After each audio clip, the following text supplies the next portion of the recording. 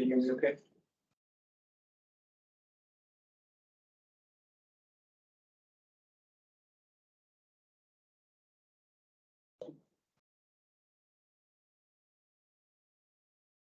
All right, we're going to go ahead and get started. I know everyone isn't quite here yet, but we're going to try and keep time and keep on with the conference. Welcome to the third annual Kisumu Neurosurgery Symposium. It's great to be back live after taking some time off. Last year it was all virtual, but now we're finally back to having our conference live and in person. I'm Dr. Victor Awar, a neurosurgeon at Ohio Health Grant Medical Center. And I would like to thank, first of all, everyone who's here for being here. It's such a pleasure to see everyone, and I appreciate your support for this program. I'd like to thank the organizing committee. I'd like to thank Dr. Karras. Dr. Karras has really been supportive of this and has worked hard behind the scenes to make this conference happen. So thank you so much, Dr. Karras, for being here, coming to Kenya again, and for your part in making this conference happen. Then we have the other organizers who are not here with us today from Columbus, Ohio. We have Amiel, Rocco, Megan, and Lexi. I know you've gotten many emails as far as the faculty from Lexi, and she's worked really hard behind the scenes, making sure that things happen. So I would like to thank each one of them for getting this together. Kara is the reason why this place looks so nice and keeping us organized. So Kara, thank you so much for stepping in and taking on the challenge of trying to herd physicians to one goal. It's sometimes very tough. So thank you so much for everything you're doing. Kyle, also for stepping up and doing all our, making sure that you can see, you can hear us and see us online. So thank you, Kyle, for what you've done to make this happen. Now everyone should have gotten instructions on how to get your CME. So there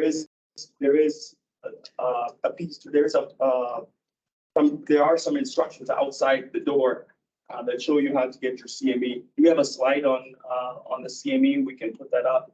So here are the instructions on how you get your CME, and you have a hard copy of this as well.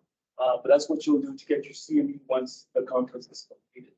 So just please pay attention to that to get your CME. Several things have changed as far as the faculty. We do have an added faculty member, Dr. Aisha Shuk, who's from Switzerland. So she's added on to the faculty. I know she's not on your agenda, but we did add her on the Eventbrite. So she's one of the faculty that's going to be doing a talk today. So and she's also going to be on some of our panels. And she's a neurosurgeon again from Switzerland. Dr. Beverly Chesarem, who's a neurosurgeon in Nairobi, unfortunately is not able to make it, so she will not be part of the faculty today. And then Dr. Michael Magova recently lost his father, so he may not be joining us as well. Without further ado, we're going to go ahead and get started with our first talk. Dr. Sylvia Chitsama, neurosurgeon from Nairobi. Will be our first talk, and she's going to talk about decentralized neurosurgical service. Thank you.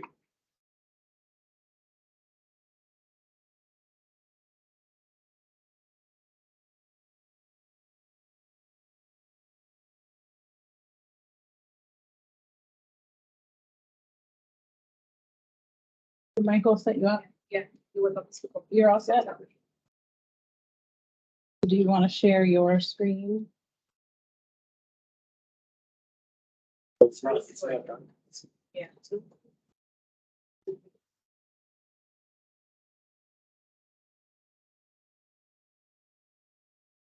It looks like she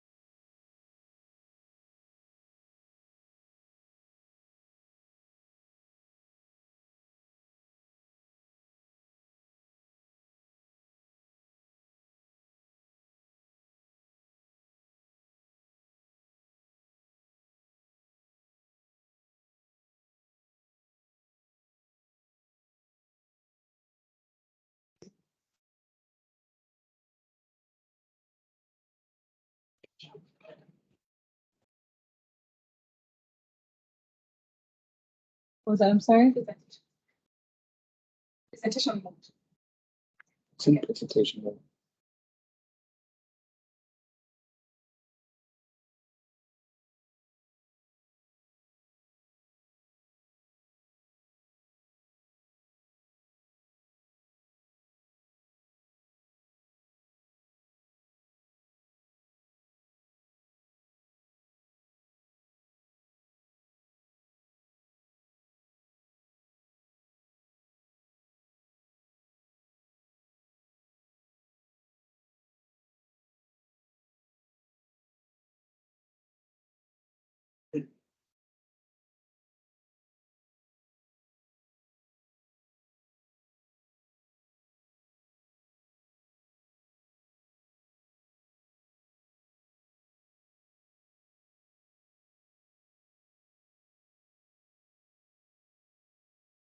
Just some quick housekeeping issues. If you need to use the restroom, down the hall to the right are the restrooms. And then for our coffee breaks, it's going to be right down, just a little bit down the hall to the left for the coffee breaks. Thank you.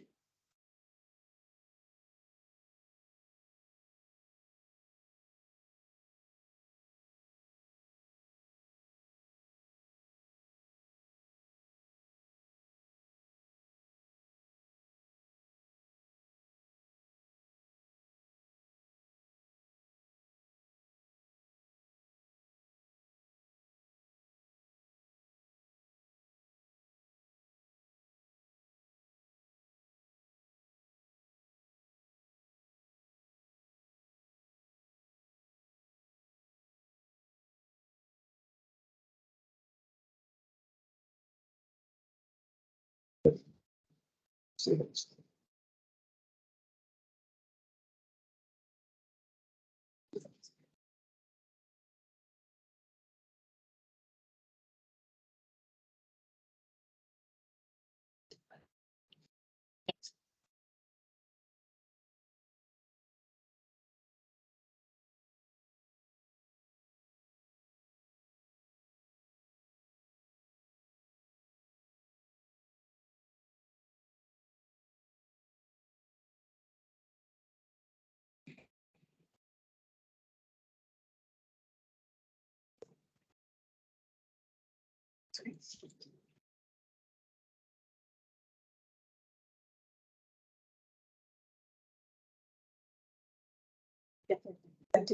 I have not been able to figure out how to get that. Okay. That's okay. So, good morning, everybody. Can you hear me?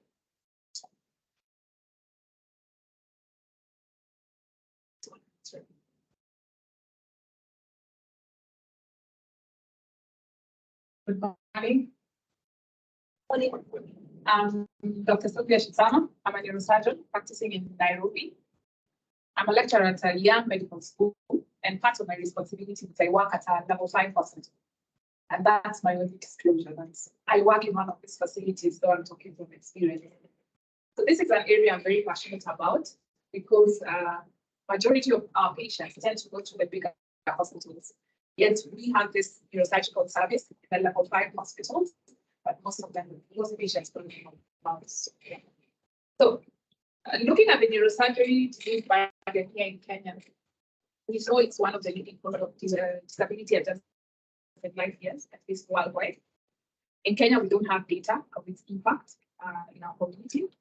But what wasn't the trauma burden, at least in Kenya, is we have the 2-wheel motorcycles, which contribute to a significant number of patients who have injury. And also we have an alcohol problem.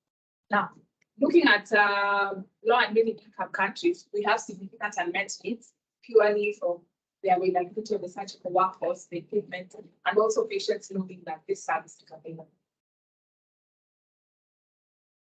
Post-independence, we were approximately 10 million Kenyans. Currently, we are 56 million Kenyans. At the time, we had very few specialists.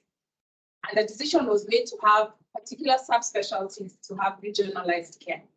So what this meant that if you needed neurosurgical service, cardiovascular service, cardiothoracic surgery, pediatric surgery service, you went to specific centers. And those two centers in Kenya was the Kenyatta National Hospital and Moi Teaching and Referral Hospital. And really the argument was they had fewer volumes, so highly complex cases. So it made sense that we put all the specialties in one facility to address this. For 10 million population, that makes sense. But over time, we are now 56 million, and now that creates a challenge in terms of offering quality care. Pre-devolution, we had what we call provincial hospitals. So patients in the western part, that's Kisumu, Kakamega, Eldoret, all went to Moi Teaching and Referral Hospital. And if Moi Teaching and Referral Hospital was not able to handle, they all went to Kenyatta National Hospital. But the rest of the country just directly went to Kenyatta National Hospital.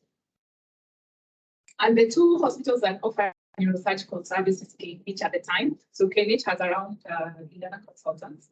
And we have a workload of approximately 1,800 cases per year as of last year. They still have a long waiting list, and this has their reasons that is contributing to this. Moi Teaching and Referral had a workload of 100 cases last year. Both institutions tried to reduce their waiting list by running neurosurgical camps, but still that is not having an impact. The biggest challenge for this regional-based care was patient care accessibility. People who are coming from the rural, and that's the majority of the patients that we have, were not able to access this care. So by the time they were getting to Kenyatta or Moi Teaching and Referral Hospital, it was too late. So either palliative care or we lost patient. Then when it came to all cadre training, we have kept up with training neurosurgeons, but we have not kept up with training, offering multidisciplinary training to other specialties. That is in nursing, therapy, the anesthesiologist, so that in 2010, health was devolved. The benefits that have come from devolution is, number one, we had specific number of hospitals that are now being managed wholly, both financially and the human resource elements at the county. So from the regional hospitals, what were then the provincial hospitals, the district hospitals, the health centers, the dispensaries, are all managed at the county level. So what has been left to national is approximately 6 hospitals. And that means any financing needed by these 6 hospitals comes from the national government. But financing and HR for the county level hospital is determined by the individual 47 counties. One of the greatest benefits we've seen from devolution is now we have level 5 hospitals in places that we need sample infrastructure, they have it. We have more people who can train, yes, because now each county is trying to meet its own needs, and they'll address their own needs based on what they sought at the hospital. The disadvantage is healthcare finance. So neurosurgery is thought as a rich man's disease. It's expensive to treat a patient with a head injury. It's expensive to treat a patient with a brain tumor. There's also the elements of human resource. The counties have really not invested in multidisciplinary teams. Then policy implementation is really based on county by county. So there's one county that is more keen on maybe developing a cardioplastic service, another county that is more keen on developing pediatric service. And this is really not predetermined by policies that we are aware of. It's mainly thought of this is what we think is a need in our county. And that has had an impact on surgical service, particularly the subspecialties. We know that WHO recommends 1 neurosurgeon per 100,000 population. As it stands in Kenya, we have 43 trained surgeons, and that translates to 1 neurosurgeon per 1.3 million. This is an improvement from the last publication in 2016 that said we had 1 neurosurgeon per 3 million. They're doing well. Now, we have not, I don't know if you've heard of the NSOP, the National Surgical Obstetric Anesthesia Policy. Other surgical fields are represented, but neurosurgery, we've not looked at it from the clinical and the public healthcare perspective. Because when we look at it from the clinical and what the public healthcare perspective, then we are able to address the neurosurgical gaps at national level. Currently, we have 7 decentralized units, and I'll talk about them. At the end of 2023, we're going to have 5 more. So of these decentralized units, some units have 2 surgeons, some have 1. Most of them have 1 elective day, And some have residents, and we share emergency theatre. There's none that has a dedicated surgical emergency. That's just a summary of their workload. So Embu, Thika, and KTGRH seem to have a similar workload of 80 to 20 cases per year, with a clinic volume of approximately 40 to 80, with Tenwek and Coast having 240 clinic patients per month and up to 725 cases per year. So where is the gap? Why are these facilities not delivering service up to optimum with the facilities that they have the surgeons? Where is the challenge? So we have one, delay in seeking care, delay in reaching care, delay in receiving care, and delay in relief. So when we look at delay in seeking care, there are two issues: income is an issue, and residence. So when we look at our population in the rural sector, most of them don't have standard monthly income. So most of their healthcare is obtained from out-of-pocket expenses, and I'll talk about the current health insurance coverage in the country. Then in the rural sector, most health workers are not willing to work and work in the rural sector because number one, they're overworked, they're underpaid compared to their colleagues in the city. And institutional factors is really the price of health service. In my facility, one day in ICU is 15,000 Kenya shillings. That's approximately $120. And that doesn't include the medicine that sometimes you have to buy out of pocket because it's not available. There's also the health belief that maybe these diseases cannot be treated in these county facilities and we have to go to the home or we have to go to TRH. And traveling means there's an out of pocket cost, and that in itself derails them from seeking care when they have this surgical symptoms. Then, of course, there's the self-medication for our patients who have chronic headaches and just keep medicating and changing the pain meds up until it's too late. By the time we get to see them, most of them are more of palliative. Now, this study was done in 2016 by Barnstein, and they looked at the sources of delayed provision of surgical care in Kenya. And the number one, at least 71% of the population was delayed in primary care. That these patients were actually going to a facility, but they were not being referred to the appropriate facility. And it was assumed that these primary healthcare providers were not aware of those symptoms or where they should refer them. And approximately 34% of them had incorrect management or incorrect diagnosis. So it means we, as a community, we've not empowered the primary healthcare provider as to what symptoms, what should concern you. At what point should you say, I need to refer this patient to the larger facility surgeon to review the patient and know how next. So the Kenya Demographic and Health Survey 2022 released in November was looking at our insurance coverage. This hasn't changed. In 2014, it was the same. 22% of our population had health insurance. Right now, it's approximately 26%. So 1 in 4 have health insurance. And most of them have the National Health Insurance Fund, which in itself is inadequate in covering the surgical condition. Because for craniotomy, it's approximately, it depends on the facility. So it's able to cover the ICU. And when you look at the packages offered, the ICU has not been factored as something that's insufficient. Delay in reaching care. This was a report done by the Kenya Emergency Foundation, and this was based on the Mandaku story, the gentleman who stayed in an ambulance for 18 hours. So 1 in 5 patients are transported to the hospital using. So it means, number one, the precautions taken, it's a trauma patient, they're not taken. The relatives don't know what to do.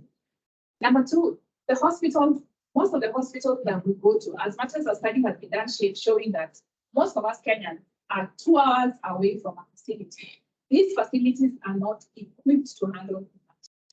So when we say 2 hours, it has to, I would say 2 hours to maybe a flu. Are we talking about really proper emergency care? What can that facility do to change the outcome of the patients? Like who are taking care of our patients in the emergency? The emergency service centers. Most of them are staffed by clinical officers, but majority of the facilities are trying to get more emergency medicine specialists, and they are now training programs that are starting this year. And when they get to the hospital, this was when I talked to my colleagues who were in service, was the availability of equipment and medication. As it stands now, patients are sent to buy Surgicel, brain swabs, bone wax, and these are things that the hospital should be able to provide. Now, when we look at the equipment, some facilities have equipment already, but this equipment do not come with the service manual, or the biomedical engineers in the facility don't know how to service them if it's a challenge. Then it becomes, when it works, it's good. When it stops working, then the service stops. Then we go to surgical workers. Currently, we have 240 anesthesiologists who are the same who are supposed to serve cardiothoracic, pediatric surgery, general surgery. So while we have been increasing the number of neurosurgeons trained or general surgeons trained, we've not kept up with the training of other specialties, not kept up with training of neurologists, not kept up with training of basic services. Yes, we have physiotherapists, we have therapists, we have therapists. So then it becomes very difficult for you to offer comprehensive care. Of course, the issue of medication and asking us to, having to ask the patients and their relatives to buy these drugs out of pocket. So number one, they've had to travel better cost. Then they have to buy the drugs. That increases the cost, and that really affects care. Then of all these facilities, none had a dedicated neurosurgical emergency theater. And time is really time. You have to have a theater that's available that can be accessed anytime. And financial burden, looking at the insurance coverage, 25% of the population, if they were to assess just from the rural population, the population is decentralized services are serving, it's definitely less than 20%. Because we as a population have not been sensitized on the importance of insurance coverage and what it can do in times of crisis. And when we look at delay in care, when these patients are discharged from hospital, are they informed? Most of them are not aware of what's the next step. And even when they're informed, at that point, it's already a financial burden that they will not think much about continuing with occupational therapy, physiotherapy, speech therapy, but more importantly, alcoholism. In my center, alcoholism is a big problem. 60% of the patients I see are chronic alcoholics, but it's not a conversation. And that's why, as researchers, we have to get involved in the public health space and say what is increasing the number of trauma patients. And if we talk about counseling and rehabilitation, will that reduce the number of trauma patients that we see, and then give us space to do tumor cases, spine cases? So how do we change the narrative? Like all is not that these 7 facilities are making a difference in the community, but there's a lot that can be done. Number one, we have to advocate. We have to join the advocacy. We have to be at national level. We have to talk about the impact neurosurgical problems have. We have to talk about the impact of having to, if I have hereditary, one of my family members has to take care. That's lots of impact. We have to bring it down to make the government understand what is the issue of how can we improve care. We can't keep talking about neurosurgery. We have to have a plan on investing, on ensuring that these facilities have these basic things that are needed for surgery, bone wax, brain cells. Then, as Emergency Foundation Kenya has recommended, we have to streamline our emergency services. We have to streamline our referral systems so that we know patients are aware if the patient has what is considered a neurosurgical problem, then you need to take this patient to these facilities, or even those smaller facilities are aware of which facilities are able to offer neurosurgical service. We have to push the hub and spoke form. Most people go to Nairobi because it's an assumption or NGRH that these other facilities are not able to offer this service. So if the main hospitals are able to work with the decentralized units in a hub and spoke model, then that will be. Of course, we have to train to increase the number of other specialties.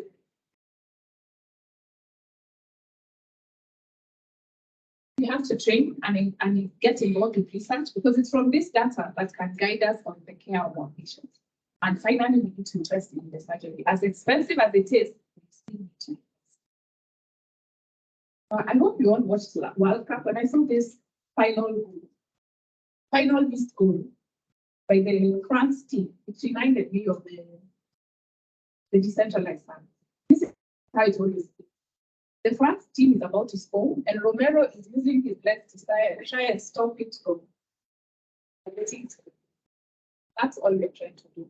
We are trying to keep the patients alive in such strenuous circumstances. And most of the time we succeed.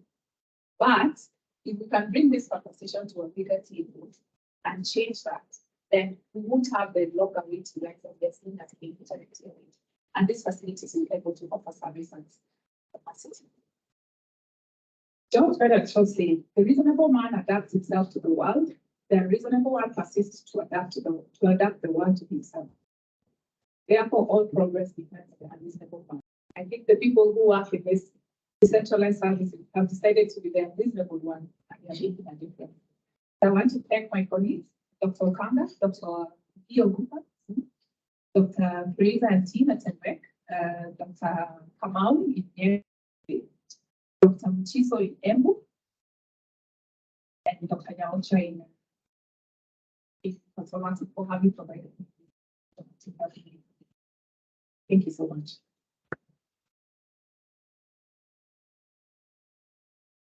Excellent presentation. Sandra, thank you so much. Any questions? Excellent talk. Just a quick question. What do you think are the barriers for patients getting the state insurance? It's available to them for free, but there's a disconnect between them signing up and registering. And what's the barrier there? The education, lack of offices to go to, or they just don't know about it? So when universal health coverage came in, they tried to get the population of the patients who were unable to afford insurance. The challenge is that insurance only accesses into public hospitals. When you come to public hospitals, we still ask you to buy things out of pocket. So if I'm going to have insurance, but I'm still expected to pay money, then I'm not motivated to sign for it. Then for the one we pay 500 Kenya shillings, approximately $5, it's useful mainly in public hospitals. So you still find the same challenge. Any other questions? My colleagues have a comment, Dr. Lupa, Dr. Okanga. Thank you. Presentation really represents what happens in the periphery. I think I agree with you a lot. What happens is that in a lot of the peripheral areas outside Nairobi, there has never been a neurosurgical service that exists. So when you go there, you find that people don't know what you do and what you need. That's one. Two is you might be alone. And so you're just a small voice in a facility where maybe the focus is on primary healthcare. So when you try to ask for a microscope, or you try to even ask for an operating bed or maybe with a head holder, it's not even as much serious consideration as, for example, maternity. That is taken more seriously. Again, there is a burden of support. We have a big problem, for example, even staffing of ICU, even training of ICU, neuronursing. Even the OR nurses take quite some time to understand what you do. You find that even some amenities like CT scan can be a problem. If you have an MRI in the periphery, we have very poor MRIs. We have 0.35 Tesla MRIs. Sometimes those are not enough diagnostics. Also, there are challenges access to theater. In my facility, we're lucky that we can do emergencies every day. But there are about 30 surgeons and only 6 theaters, so we have to share the theaters. So again, that causes a lot of delays and difficulty in treatment. So I think I agree that there needs to be more investment in neurosurgery. I think it needs to be considered. Maternity is such that you have a separate unit that is staffed as a separate budget and manned in the peripheral areas. I think that is where the solution may lie. Thank you. Quick question, does neurosurgery have its own budget? Say, for example, at Kenyatta Hospital, you have a neurosurgical budget. And how do you decide on how those funds are used? Do neurosurgeons get to chime in on how those funds are used? So for the two centers that have been running neurosurgical service, they get their own budget and they decide what they need. So if they need drill, they need microscope, they're able to do that. But as Dr. Kanga said, you're a new service, this facility. This is not something they used to allocate to funds. They don't even consider you a standalone. So the first time you show up, you're asking for more money that to them can cover 3 departments. That will not make sense to them. So it's us now to say, just the way you're doing it for the national hospital, you also have to bring it down. And we just can't push for one subspecialty. It has to be for the multiple subspecialties that are offered there. Then that ensures the service delivery in this facility. So the same challenges we have. We have 12 surgeons with 2 PSA. So there's very little we can. Thank you, Sylvia, for a great presentation. Maybe just to comment on what you said, I think a part of the challenge is one of perception. What you mentioned about competing priorities, so that in the list of institutional priorities, in the periphery, neurosurgery kind of falls lower down. Although neurosurgery as a field and maybe oncology are seen as kind of prestigious kind of flagship projects. So they'll be put at the forefront in seeking support for the institution. But when it actually comes to disbursement of resources, once those resources are acquired, it kind of fall lower down the food chain. Perhaps the second thing is one of perception that for a long time, neurosurgery has been seen as something that is done elsewhere. And so even when you have a local entity, the push to get resources, push to get services done is always explained away as, oh, but you can still get that done elsewhere. And so our bigger facilities in the hospital and MTRH keep complaining that how come we're still getting such a burden of referrals? And it's because despite having a surgeon in a local environment who can do the work, the support is not yet up to scratch. And so you find that the perception is still, oh, but that can be done in Nairobi, that can be done in India. And that kind of delays the investment that is necessary to kind of domesticate some of the services. All right, thank you very much. We'll move on to the next talker.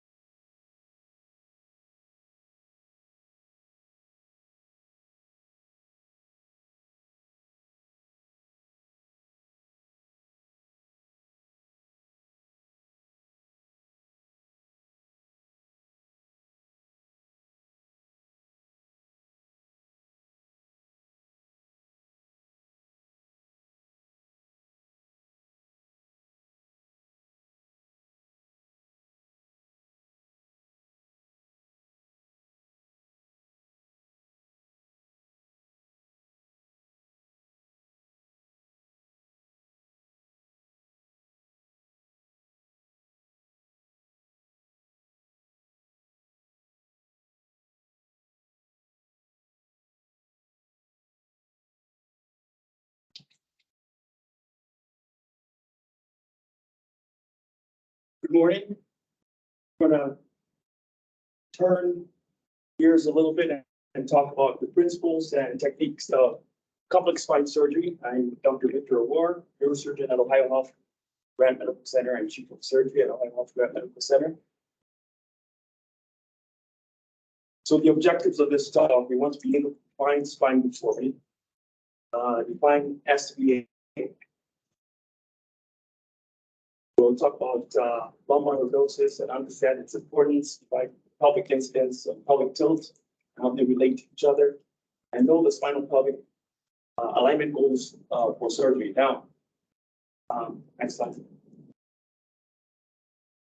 Spinal deformity ranges from simple bipolar deformity to more complex three-dimensional deformity. But before I go into my talk, I'd like to thank the physicians and everyone else who came on this trip. We had a big crew from Columbus and other areas, Germany. We have our colleagues from Germany and Switzerland. So I'd just like to thank everyone that came with me. This is the first year we've had anesthesia. So I'd like to especially thank Dr. Walker for being here. Dr. Lobell's not here. Okay, but Dr. Lobell, I'm gonna thank him for maybe we should check on.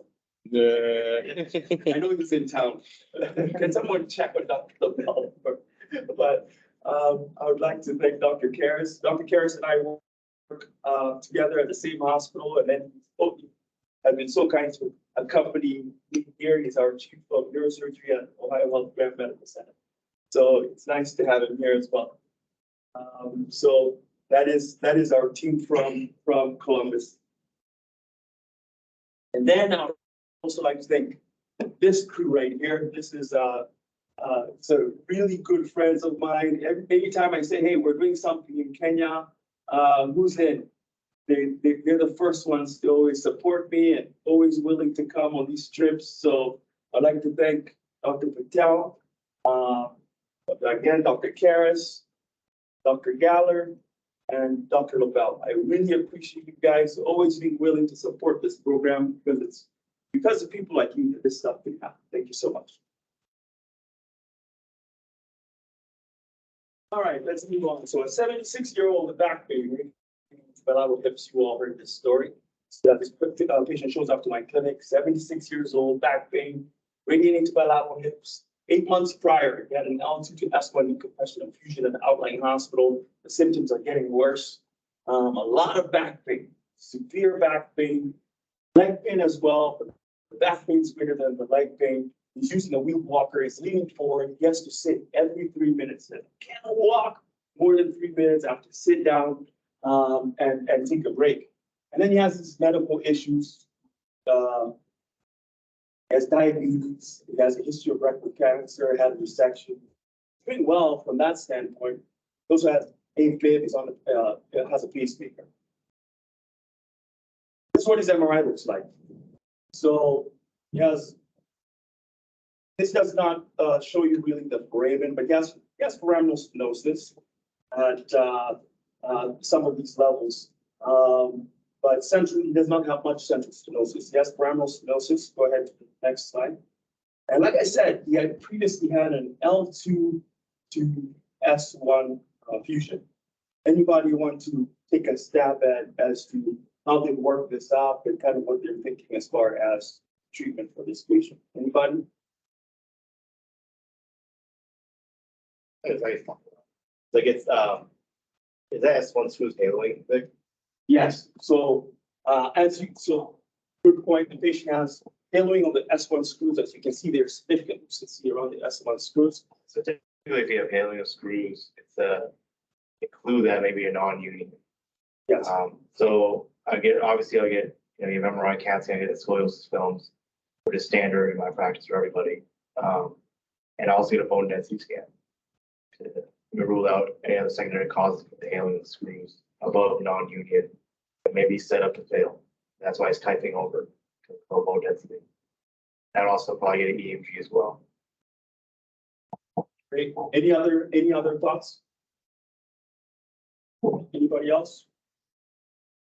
Okay, so yeah, significant haloing of the screws at S1. Some of the other screws are somewhat haloing as well, which is the patient does have pseudoarthrosis, so that's kind of where we're going at. But Dr. Patel mentioned a very important point is that getting the scoliosis series or 36-inch cassette images to evaluate these patients. So how many people say, let's go with A? Anybody would say, you know what? Let's just go in there and put some big S1 screws and let's replace those screws. Anybody for that option? Yeah, like me as well, just back. Back in like bilateral. So no one takes A. B, with the patient upright in freestanding position, get 36-inch cassette films, or let's say a scoliosis series. Bottom line, you're evaluating the entire spine, or at least majority of the spine. And revise that L2 to S1. Anybody? This one question, what's a 36-inch cassette? We're not familiar with. Okay, so that it's more than just the lumbar spine. Okay, so you're looking at the femoral heads. It's a whole spine. Well, the scoliosis series will look at the whole spine, but it's not quite the whole spine, but it will show you the lower thoracic to mid thoracic and down to the femoral heads. So you see the femoral heads, all right, and you see the pelvis, you see the femoral heads. Correct. So anybody for B? No one for B. Okay. So then with the patient, let's go with C. With the patient in the upright freestanding position, you get the 36-inch cassette films, or let's say scoliosis series. Okay. And then you measure the spinal pelvic parameters. You plan for a surgery against the patient's pelvic tilt less than 20, pelvic incidence minus lumbar lordosis to less than 10, if the patient can tolerate it. Anybody for C? Okay. Then with the patient in the upright freestanding position, get 36-inch cassette films that grow on sagittal planes. Measure the spinal pelvic parameters. Plan for surgery against the pelvic tilt greater than 20, the pelvic incidence minus lumbar lordosis of less than 10, if the patient can tolerate it. Anybody for D? And then the last one, review the decompression, L2, S1. All right, so I need the surgeons to chime in a little bit. There's an answer. Yeah, What's the best answer? it'd be nice to have the scoliosis parameters. Okay, so I'll tell you this. Okay, so you're getting your scoliosis parameters. You know what? Let's go to the next slide. Let's go to the next slide. Okay, None of us are gonna come in until you give us the data. so here's the data. Here's more data. Okay, so I will tell you that the patient has lost their lumbar lordosis, as you can see in this image. The patient's leaning forward, has a flat back. Okay.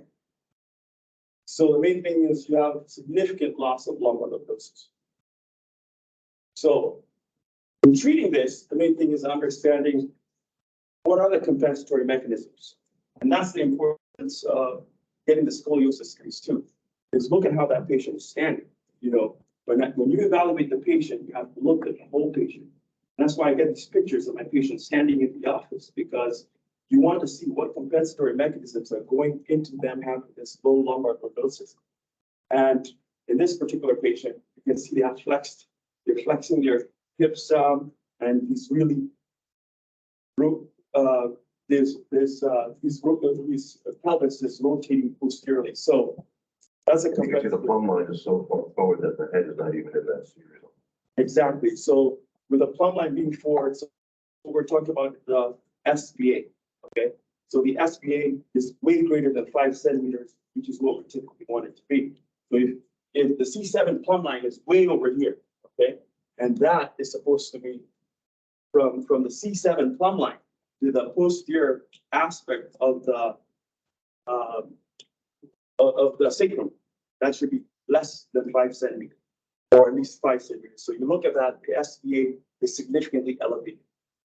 So with that, let's go back to the previous slide.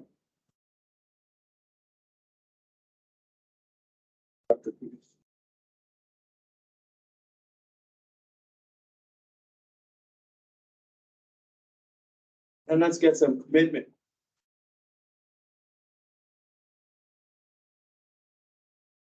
Anybody?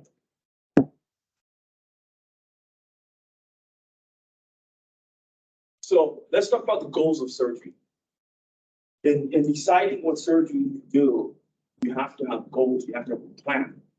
What are we trying to achieve with this particular patient? What are we trying to achieve? Let's talk about that. What is the goal?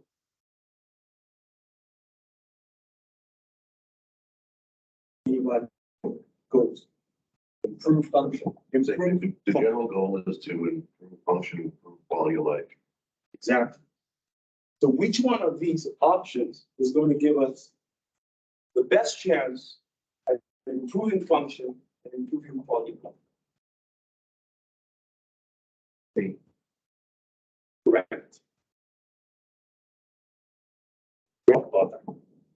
So with these patients, once you've gotten this image, you've seen that the spinal parameters are off. Okay. You have to really plan your surgery, and the key to successful surgery is the amount of planning that goes on beforehand. This is not trauma surgery. You know, you're not doing 2 up, 1 down. This is complex spine surgery, and every patient that shows up with these, you have to plan what you're doing, because if you do the wrong thing, these patients' quality of life is not improving. Yeah, your screws look pretty, your CAT scan looks pretty, your X-ray looks nice. Look, I did an L2 S1 fusion, but did you do the right thing? You fixed the patient with a pelvic tilt that's greater than 20, and you fuse them in without improving their lumbar lordosis. Their back still hurts and they're miserable. And then they're requiring a surgery, showing up a few months after their initial surgery with the screws all haloed out, and they need additional surgery within a short period of time. Why is it? It's because the thought process into the initial surgery was not, the planning process was not adequately done. You really need to take the time with deformity surgery to really plan things out. All right, let's go to the next slide. So now we're going to talk about planning the surgery. Okay, on to the next slide. So every patient that I operate on that has a deformity, this is how we do it. The first thing we need to do is, where are we starting from? So it's like a GPS. You know, if I'm going to New York City, I want my GPS, right? I want to know, I want to have a plan. Okay, I want to have a roadmap. I want to have a goal. I want to know, what are we trying to achieve to give the patient the best results. So you look at this preoperatively, okay, based on that X-ray that we had before. Look at the pelvic tilt. Pelvic tilt is 37. Okay, the pelvic incidence is 61. The lumbar lordosis is 14. That's the problem. Okay, your lumbar lordosis, you want this to be 40 to 60. Okay, it's 14. Okay, your pelvic incidence minus lumbar lordosis, that number should be less than 10. Look at the number, it's 47. Okay, so this is out the charts. Okay, this is supposed to be 5 centimeters. We're way out. Okay, so we plan for surgery before we go to the operating room to get these numbers to where we want them.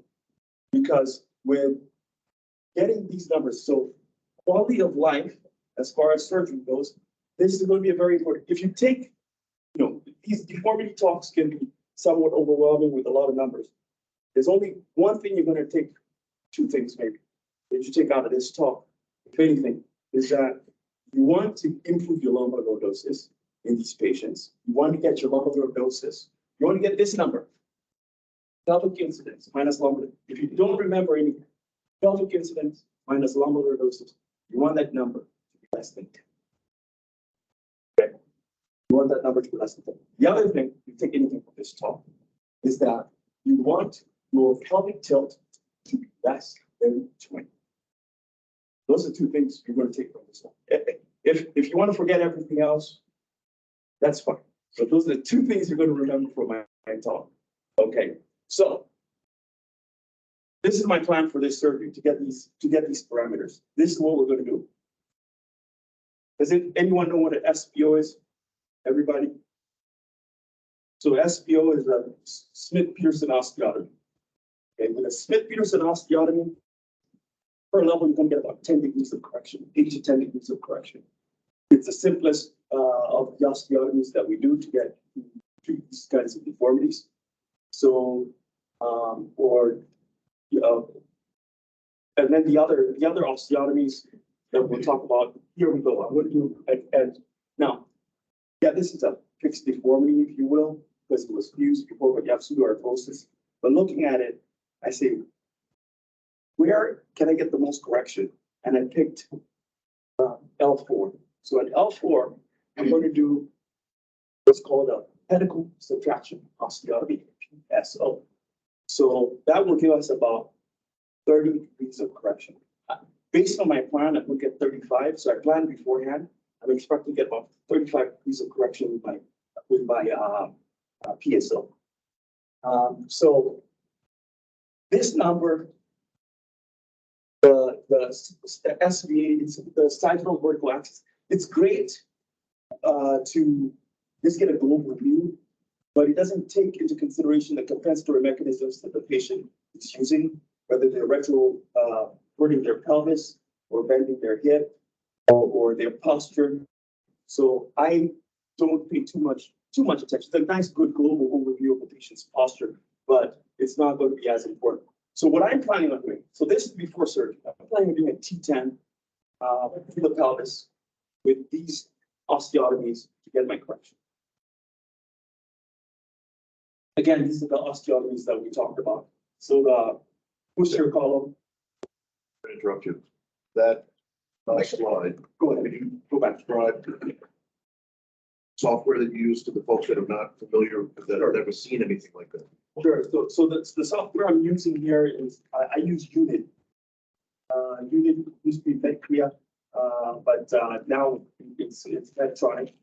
So for all my deformity surgeries, that's the software that I use. So you plug in the numbers into the software. It will actually you will upload your image into the software. It will calculate these numbers for you. Okay, and then you'll pick where you're going to do your osteotomies, and it will show you.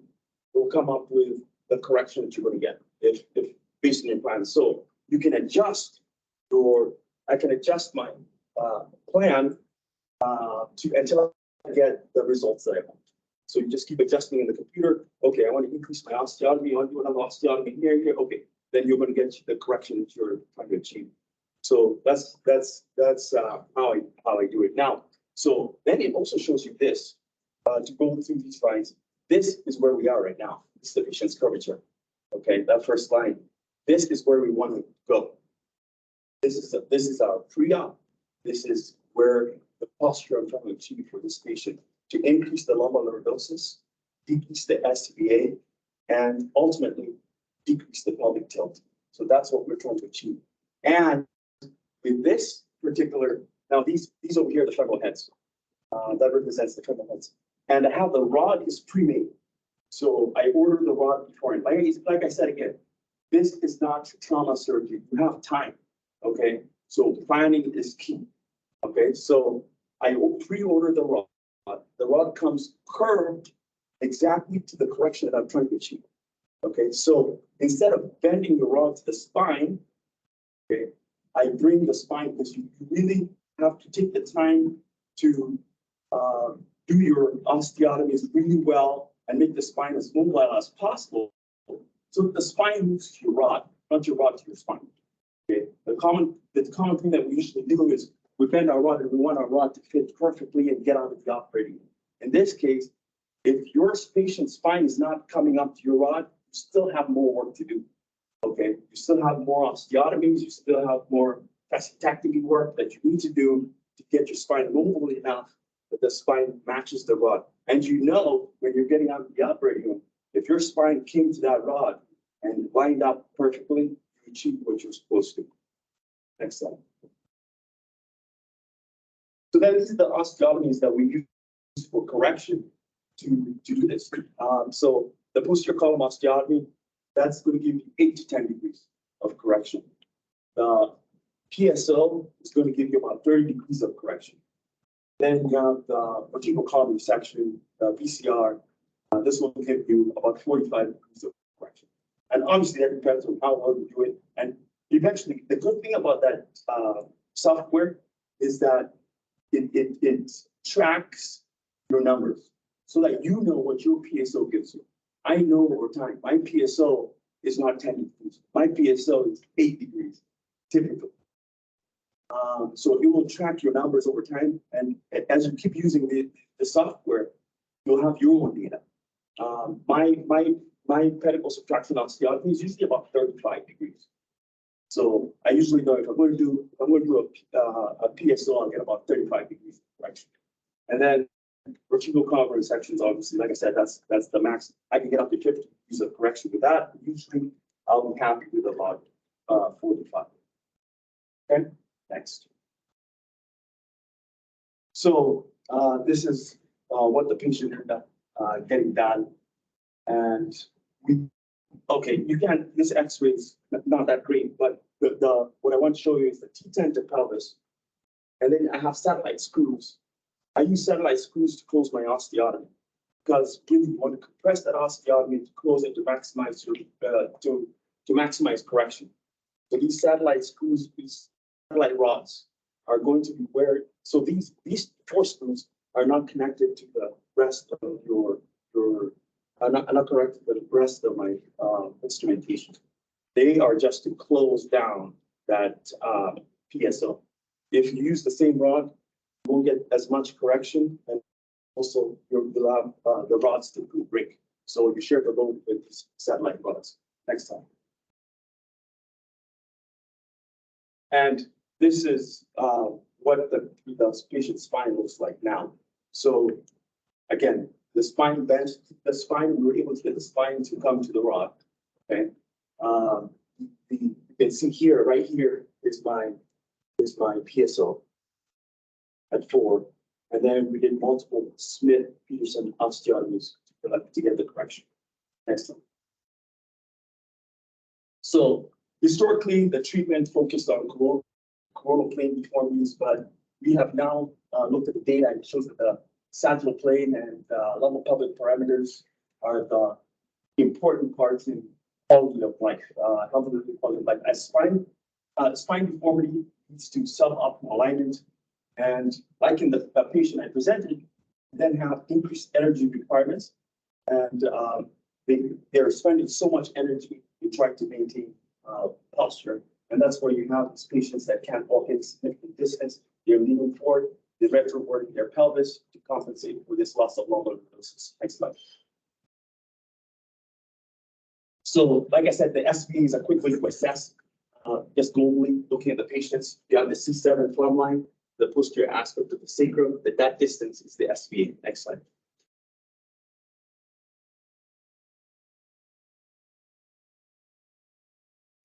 So the SBA is going to increase with age, and like I said, the reason I don't like SBA too much, it doesn't take into account the compensatory mechanisms that are happening in the spine, whether or not it's the retroverted pelvis or the patient's posture. So, but it's a good way to just quickly go over the patient. Next slide. So the lumbar lordosis is measured from the superior end plate of L1 to the superior end plate of S1, and normally this is about 40 to 60 degrees, and it decreases with age. As you age, your lumbar lordosis is going to go down, and the thoracic kyphosis is going to increase. Next. Next. So the pelvic incidence. So these are lumbar lordosis, and then these parameters are going to be very important. The pelvic incidence is the angle formed from a line drawn between the center of the femoral heads and the sacral end plate, and the line is perpendicular to the sacrum. So this right here, and this is usually considered a static measurement. So we have seen that it does change a little bit with surgery, but it does not change as much as your pelvic tilt. It may change a little bit, but usually it doesn't change that much because this angle is going to be fixed. It's really looking at where does your pelvis sit in relationship to your femoral heads? Where does your sacrum sit in relationship to your femoral heads? Next, this is going to be really important. So this is the angle that's the pelvic tilt is an angle that's created by the line from the midpoint of the sacral end plate to the center of the femoral heads and a vertical plumb line. And this is the measurement that's dynamic. So with age, the hip joints become more arthritic. You have decreased range of motion. You have limited ability to augment your pelvis or retrovert your pelvis. And your pelvic tilt increases as you lose your lumbar lordosis. So that's your compensatory mechanism. And that, with increasing that pelvic tilt, that's going to require a lot of energy. So the surgical goal is to get your pelvic tilt less than 20. The sacral slope is created by a line that's perpendicular to the sacral end plate and a horizontal reference line. That's this number here. So your pelvic incidence, this is your pelvic tilt plus your sacral slope. So as your pelvic tilt increases, your sacral slope decreases. As your sacral slope increases, your pelvic tilt is going to decrease. So they all go in opposite directions. Next.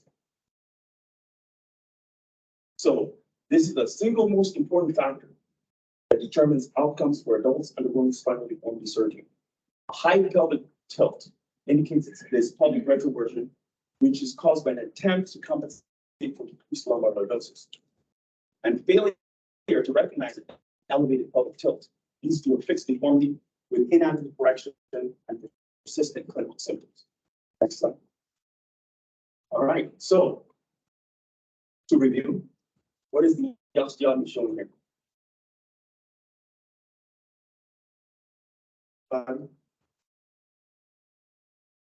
Any residents? Any residents?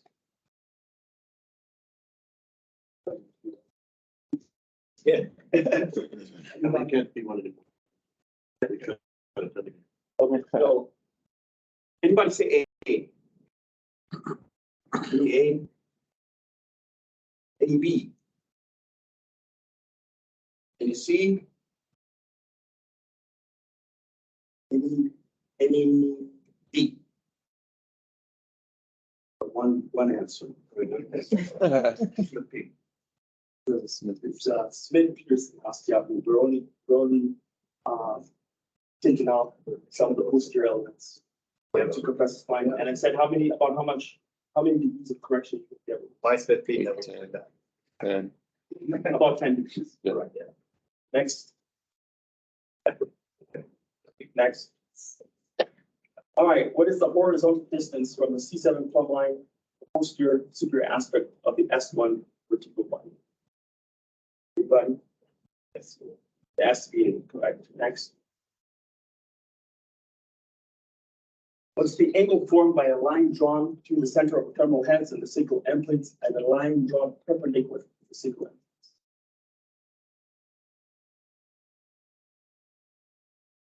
So this is going to be the one that's static.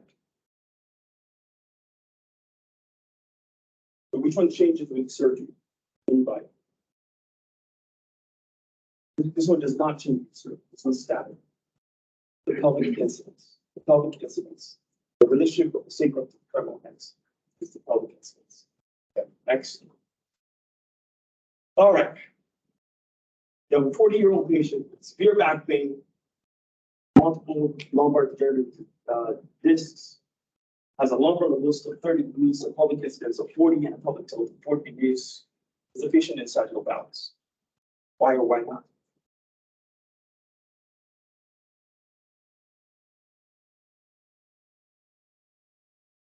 Okay, so pelvic incidence is 40. The lumbar lordosis is 30. Now we said pelvic incidence minus lumbar lordosis, you want to get that number to what? Less than 10. Less than 10. In this case, is it less than 10? 10. It's 10, right? But so that's acceptable. But what's the problem? The pelvic tilt is 40. What's happening here? Compensating. The patient's compensating. So that for this patient has a low lumbar lordosis. They're compensating by retroverting their pelvis because for this patient, they don't have inadequate lumbar lordosis. And you make the mistake of fixing this patient in place without trying to correct the pelvic tilt. They'll always have that. You know, you're not going to address, especially if these patients have like I said, they're spending a lot of energy in maintaining their posture. So if you don't pay attention to this stuff, you're going to fix this patient with a fixed deformity, and they're going to have problems in the future. So go ahead.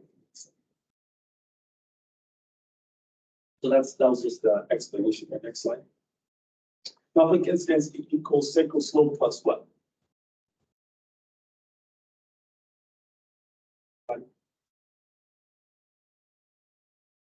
You didn't think you were going to do math today. Pelvic tilt. So the pelvic tilt plus the sacral slope equals the pelvic incidence. Next slide. What are the, okay, this is it. So all you have to remember from this stuff, what are the goals of surgery? What are the as far as all these spinal pelvic parameters, at the end of the day, what are you trying to achieve as far as this number? 40, 10, 20. So what's 40? SBA, So no, the SB is less than 5. SB, but 40 million. okay, 40 lumens. Okay. So now, and I said that the SBAs, we're going to ignore SBA for now. SBA is going to be something that we use to assess the global alignment. It's a good number, yes. But what were the two things that you said? Pelvic incidence minus less than 10. Less than 10, exactly.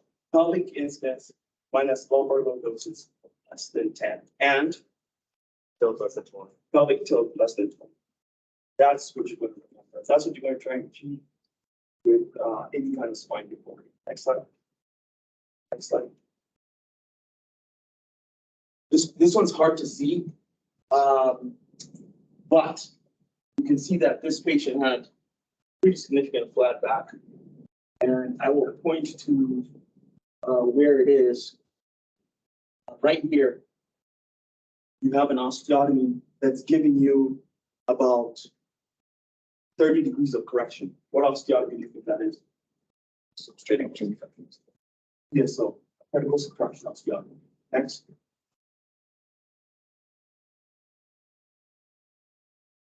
Next.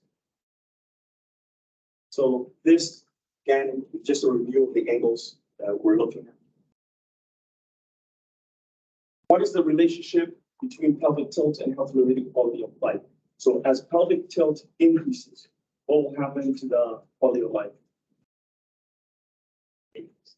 Pardon? Decreases. Decreases, right? So pelvic tilt, as your pelvic tilt is higher, you're compensating for a low lumbar lordosis. Quality of life is lower. Next slide. What happens to your sacral slope with an increase in pelvic tilt? So remember, pelvic incidence equals sacral slope plus pelvic tilt. So if your pelvic tilt, if your sacral slope increases, what happens to your pelvic tilt? Decreases. Decreases. Right. Next. Santi-sana, thank you. Thank you. Any questions? Any questions? So let's pretend we have a patient similar to your patient. No previous surgery, and they have a pure L5 dip. Multiple epidurals, gets rid of the pain. Only L5 radiculopathy. What do? You do the full Monty, or you just treat the L5 dip? That's simple. Very common. Yes. And hit the nail on the head by saying we have just an L5 dip, right? So this patient's problem is a radiculopathy. So even if, again, you have to be careful about what you're trying to achieve with each patient. What is going to give the patient the most relief? And again, our goal in everything we do is quality of life, right? You're not going to do a big T10 pelvis in a patient with a disc herniation that's compressing the L5 nerve, right? So in that particular patient, the scaffolding is going to suffice. So it depends on what the patient is presenting with and what your goals are. So it's very important to understand, again, what are the patient's presenting symptoms? What are you trying to achieve? In that patient, I'm trying to they go up these, so. We're going to this.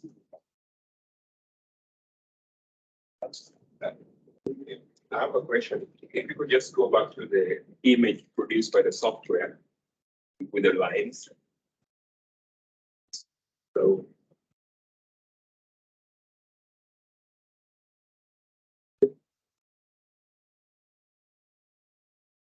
So between the red line and the blue line, not the thick blue line, the thin one.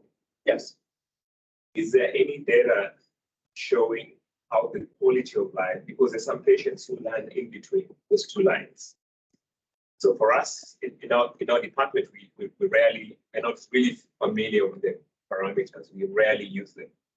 So in such a case, we'll probably just taken some gauges with high angle gauges, maybe 3 or 4 levels, and also D2T10. Yeah. My question is there anything that supports any data really, because there's a lot of discussion about this from the red line to the blue line, that we really need to be with the patients. Yes, so there is data. And the data says the patients that do the best are the ones with lombolordosis. I mean, the pelvic incidence minus lombolordosis, less than 10. Now, I have room here. I could create multiple lines. It's just that this is my plan. Okay, I could get this. I could have done a little less lombolordosis and gotten this number would have been a little higher, but I would have still achieved my parameters. The key is get this less than 10. The key is get your pelvic tilt less than 20. And within that less than 20, you have some wiggle room. There are multiple lines, but this is my line. Thank you.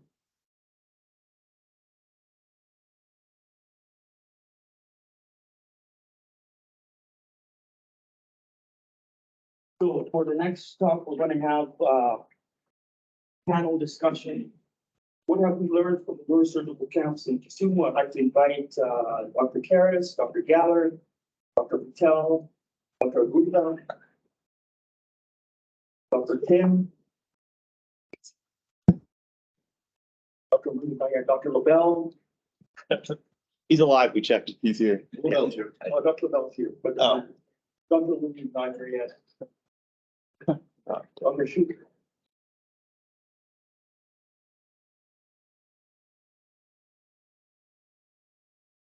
Film so.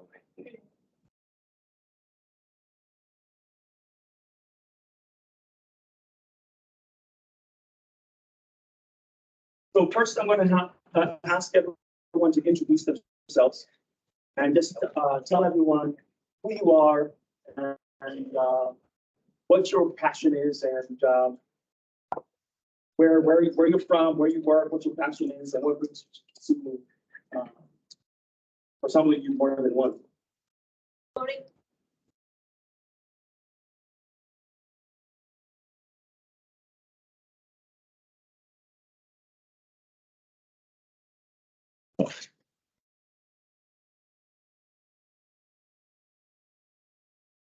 The procedure made me really nervous. Okay. My name is Anita Shu. I'm from Myanmar, but I'm a German citizen. I have been trained in Germany, and I work in Switzerland. In 2 months' time, I'll be moving to Basel in the University Hospital.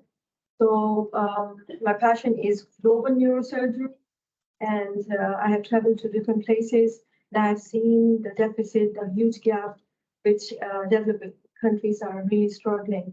So I came to the Kisumu project through a very good friend of mine, a colleague. He's not here, Jitin. And Jitin was Dr. Abutu's ex-colleague. This is how I was involved in Kisumu last year in the neurosurgery camp.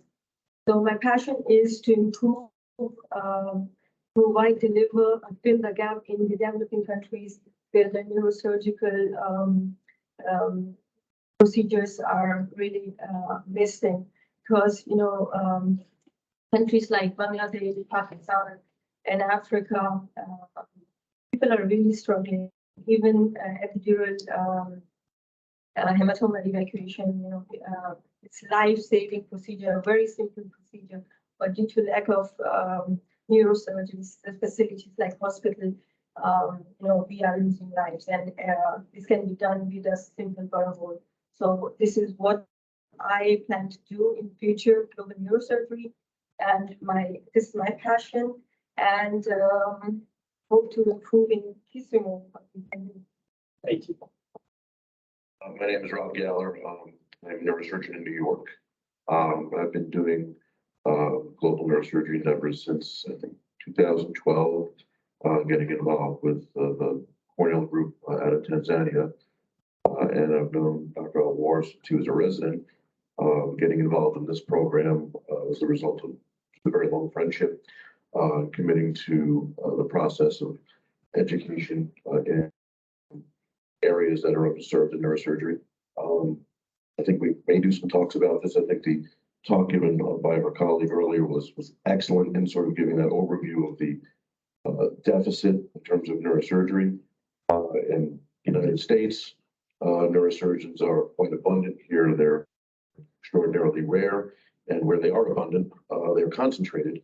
So developing programs in areas where there's need is definitely a major interest of mine. So I'm happy to be participating in also developing relationships with just such wonderful, talented physicians from all over the world. Chris Karras, neurosurgeon in Columbus, Ohio, Dr. Award's partner. Always happy to help with whatever initiatives he has here and at home, because they are typically worthwhile. Thank you. Kiran Patel. I'm from Boston, Massachusetts. Dr. Warren and I started this whole global neurosurgery thing in 2017, I think. And since then, now we're together. We're in 3 continents. We're in India, West Indies, and Kenya. So we've grown drastically since we both had a shared passion, which was servicially, we just kind of crossed paths.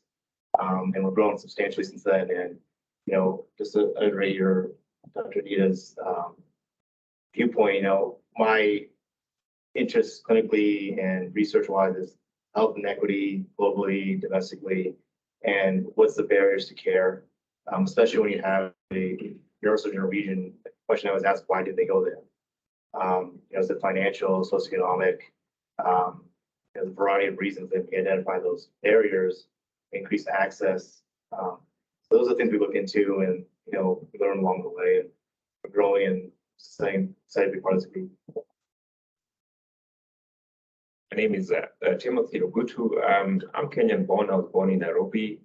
I studied and trained and I practiced in Germany, in Düsseldorf. And, the passion is, I went to school not far from here, and we came together in, I think it was 2016, with Dr. Ward. Dr. Bethwell is not here, but he's online.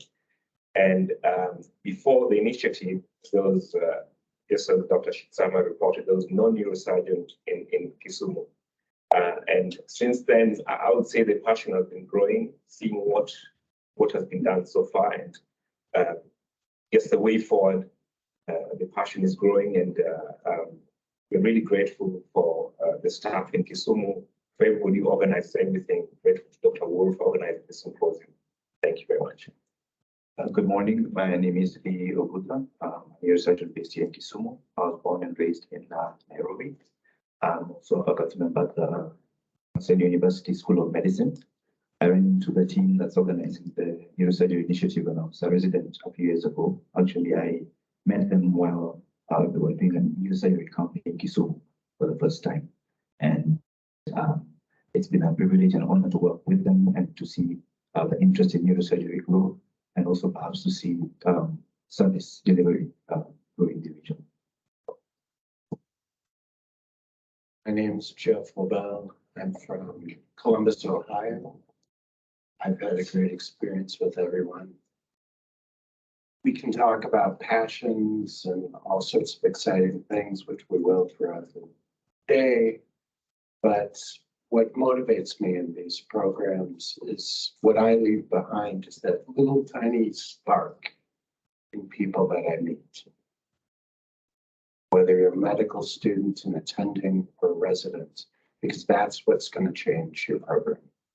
It's getting people to be motivated and to enjoy what we do just as much. So I've had a great couple of days in the OR with everyone, seeing some old friends, hopefully making some new friends. And each time I come back, I'd like to see them come back and see how much they've grown every year, because that's the mark I can leave. And I really look forward to it. I could speak forever, everybody. Pass the microphone over for my talk. Thank you, Victor. My name is Edwin Odur. I'm an anesthesiologist based at JOTLH, where I've been holding the camp for neurosurgeries.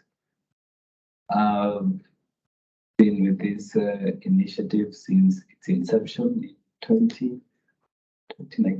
2018 was our first trip. Since we started, and we've seen a lot of complicated surgeries being done in Kisumu, and I think we can only get better. We need to know our weaknesses, which have been highlighted by the past speaker.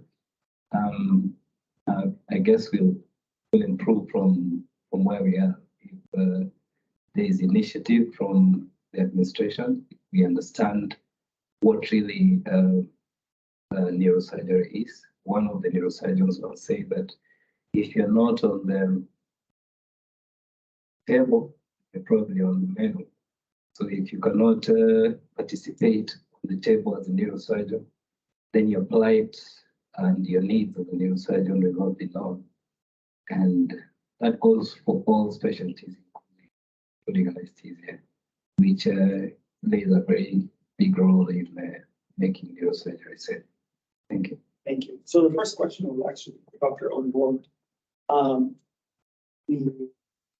What kind of, this is our first year having an anesthesiologist join us on this trip.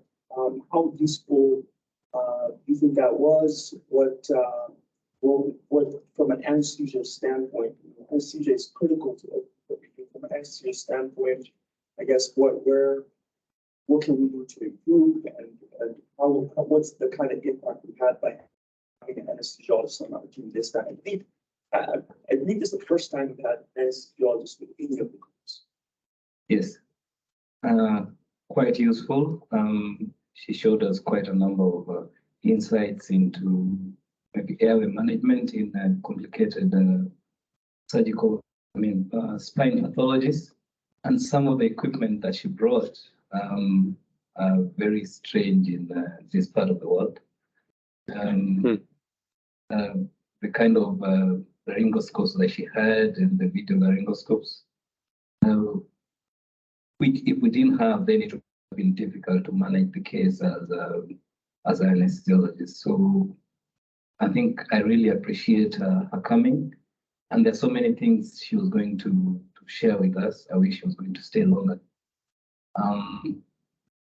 In terms of making the neurosurgical operations safe, I think there's still a lot that we need to do in terms of safety and monitoring in the operating room, and also continued care in the ICU.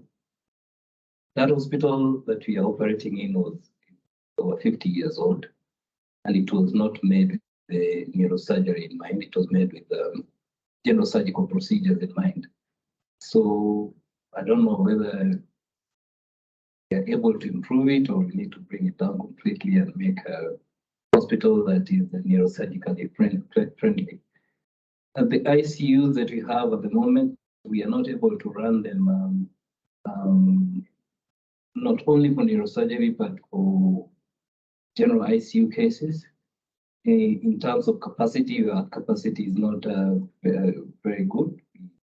Maximum of 5 beds, if you're lucky, 6 beds.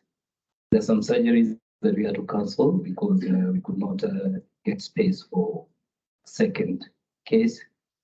And this narrative for it to be addressed, we again need just to be on the table to make our point very clear. Thank you. To Dr. Okusa, you are the guy on the ground, in the trenches, if you will. What are some of the challenges? What are you seeing is working? What is not working? How are the camps helping? We need some insight into that. Thank you. I think the first thing about the camps is that they demonstrated consistently that the work can be done. Like I mentioned earlier, there's always been that notion that neurosurgery is very exotic. It's something that's done elsewhere. But every time we have a camp, we have our own patients who come into hospital with conditions that had previously been thought not be treatable in our environment, but who have very good outcomes. So I think that's the first. And I think that the camps have continued to emphasize that point. The second is that I think we have observed that what is required to do the work can be domiciled here, both in terms of equipment necessary, but also in terms of cost. And why I'm bringing that up is because one of the big barriers has been that, well, neurosurgery is very expensive. If you have to have spinal fusion, like what Dr. was describing earlier, it's impossible. You need to go to Nairobi, or we fly you out to India.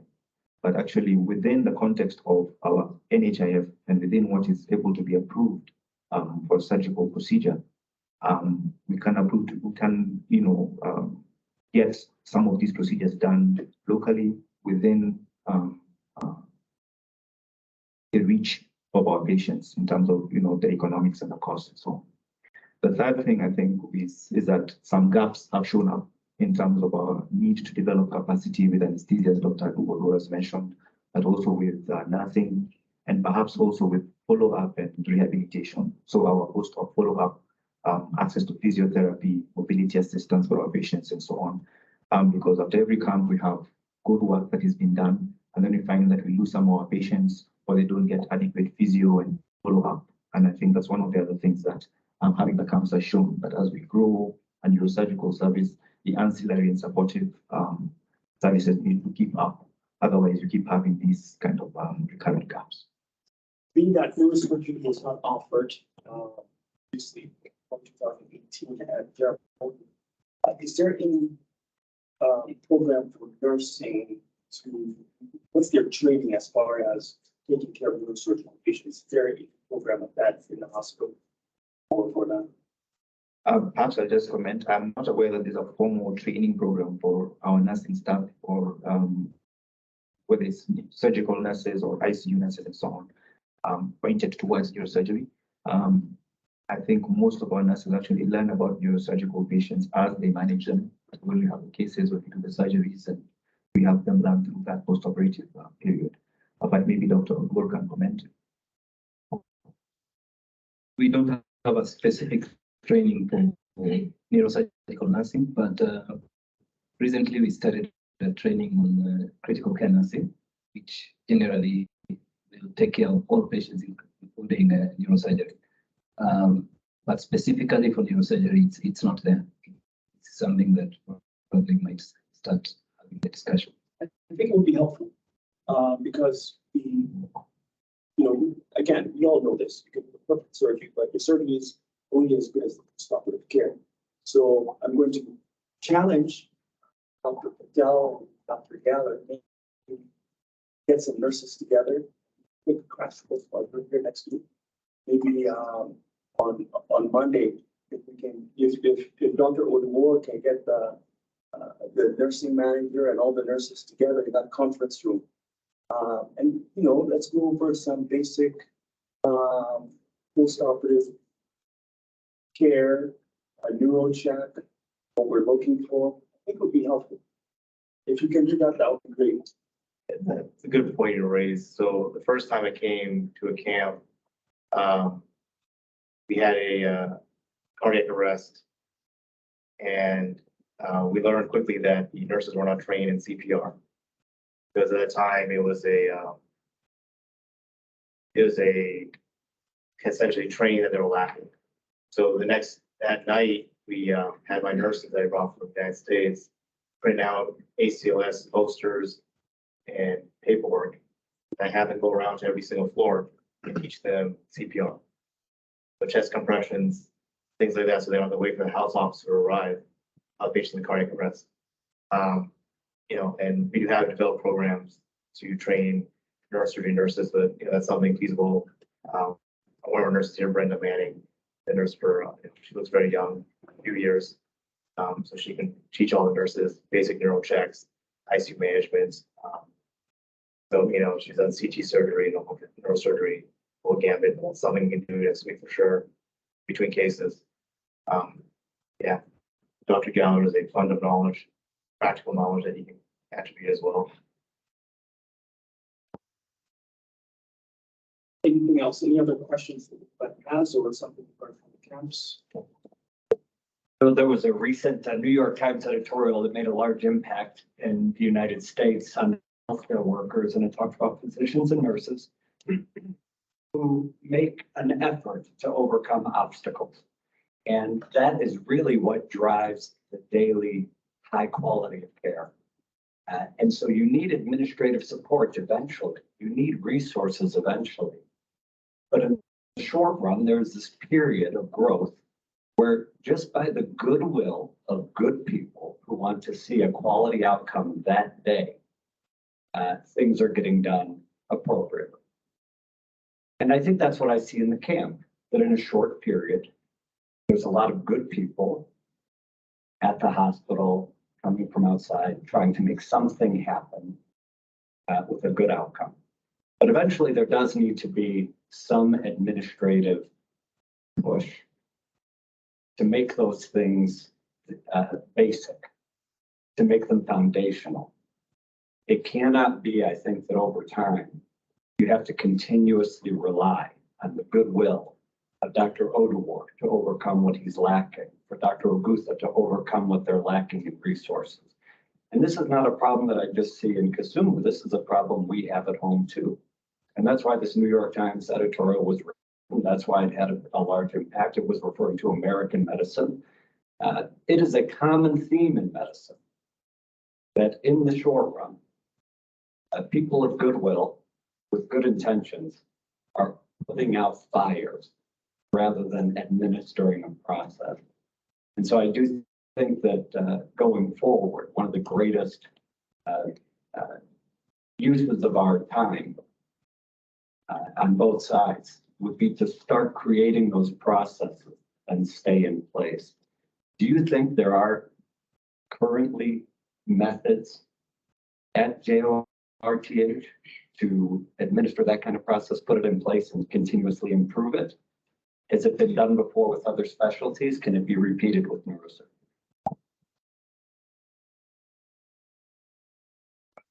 I think it's an extraordinarily important point that you make, because what has happened here and maybe in many other places is moving into a camp-to-camp model, where good neurosurgical work is done during the camp, and then in between everything kind of shuts down, waiting for the next camp, both on the side of the healthcare workers in the hospital, but even in terms of the patient expectations. They also only show up with their bad backs and with their 6 to 8 months of chronic headache when they hear that we have a team coming.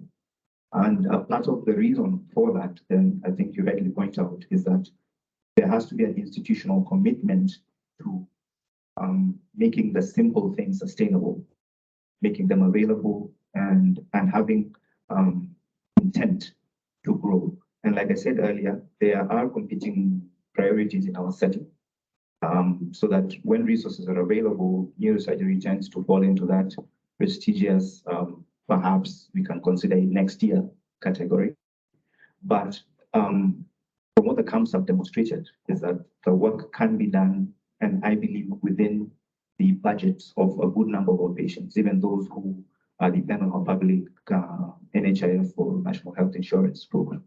So I think there is definitely a gap in terms of institutional commitment to move beyond hosting our camps and having successful camps to having the intermediate period be one of growth. And I'm glad some of our institutional representatives are here, because unless it's deliberate and intentional, it becomes, let's host a camp, let's do good work, and then everything shuts down. until Dr. Karas is coming, or Dr. Uwer is coming, Dr. Wood is showing up.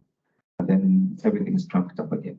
So thank you for bringing that up. And I think it's important to understand also that it's not a Kenyan problem. He says that even in the US, they're having a similar situation. So maybe we ought to think about doing something in our setting that can be a trend setter, maybe for even other centers within Kenya. Thank you. I think the idea is just to have a continuous talk and try to push the narrative over and over again until we achieve what we want. But if we are not there, the administrators will quickly fall into their comfort zones and, like Lee says, we'll wait for the next come. But it is for us to make them understand that this thing counts. And for the insurance part, to increase the rebate so that we're able to do even more complex surgeries. Because none of those implants can be compensated by the current rebates, current NHIF rebates. You can attest to this. Because some of the operation, like the first operation you did, I think was probably worth 2 million Kenya shillings. And I don't think we can get that kind of rebate from our NHIF. And for NHIF to understand, then it would take some of us who understand the importance of these surgeries to push the narrative to NHIF and to the hospital administration. NHIF is our insurance fund. Yeah. Any other comments of the panel? Just a comment on the administrative side. That's a universal issue. United States, India, West Indies, Kenya. And the thing I've learned over the years is the best place to start is getting government buy-in. Whenever we come to any country, we're political footballs. They like to take pictures with us, say, hey, look what I brought, right? You're on newspapers, you're on press releases, but they can't be fleeting, right? That 1 week to get the press coverage. So it's important to have meetings with your local officials and point out the gaps of care and then give them a plan. Just asking for help is different than proposing a plan.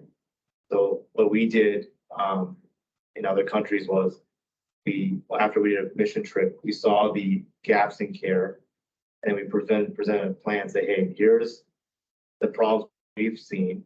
Here's how you could fix them. Here's a pathway to fix them. And then, it's up to you to find the budgetary resources to fix that gap. But if you give them a plan, it's something to visualize, opposed to just saying, hey, we need $50 million blank check or so forth. So, since now we have neurosurgeons here all year round, it's amazing.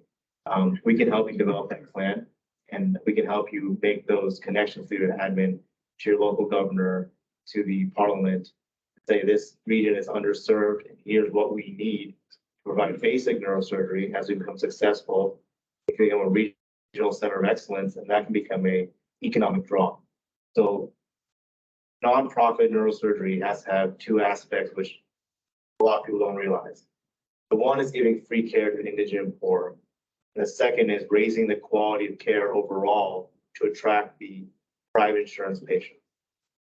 One of the biggest draws is usually American surgeons, just on surface. It's an advertising thing. Whenever we go somewhere, they don't really say, Dr. Patel, Master General, they say Dr. Patel from United States of America. That's their advertising. So one thing you can do to increase the draw of private paying patients that brings your baseline, your bottom line up is saying, we have a connection to US expertise year round. For example, whenever you have a patient say, I consult on all these neurosurgical cases, Dr. Ward, Dr. Karas, whoever's on call that month for you to help out with. And I also provide teleneurosurgery in three countries where we provide face-to-face consultation with the local neurosurgeon. So they see and feel that, okay, this is a team approach. This is not a local community thing. It's bigger than the hospital itself and it can draw patients in that way. So I think one quick solution for our host hospital is to start advertising year-round expertise. You know, say if you come to our clinic when there's not a camp, you'll still get a US or German or Switzerland neurosurgery co-consultant, the team-based approach. And as a team, we'll develop your treatment plan and we'll guide your care from pre-op, surgery, and post-op care. And we'll provide resources as we are able to, but that's a good way to start. So, John, I think that, very passionate about when it comes to getting back to the topic of this panel, which is, what have you learned from the camps? What are we trying to achieve and how can we improve? I think that's a huge opportunity. I think that what I've learned from other environments is that commitment throughout the year is crucial for the faculty and for the local surgeon to feel as if, well, when they leave tomorrow, what am I going to do now?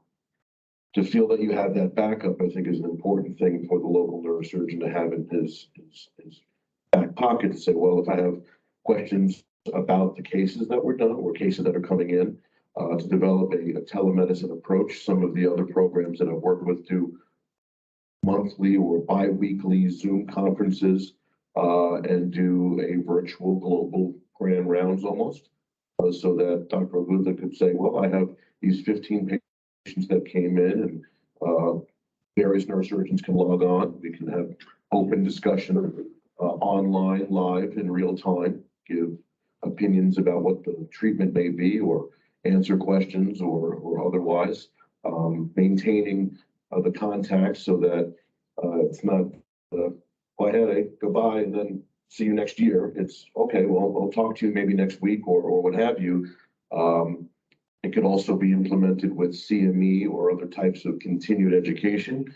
Certainly the folks in Nairobi who have the more formal training program, I'm sure have excellent consultants that can teach us a thing or two about what their real world experiences are like. So I think that that's an excellent bridge in terms of what the next level from these camps could be, because you're right, the camp to camp method is not consistent, it's not sustainable.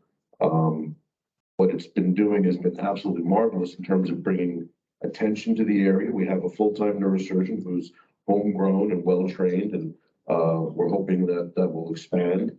And I know we're going to have other panel discussions discussing potentially training and more education, which I think will then, again, make neurosurgery less exotic and more part of the culture of the hospital community. Going to do one more and we'll move on to the next.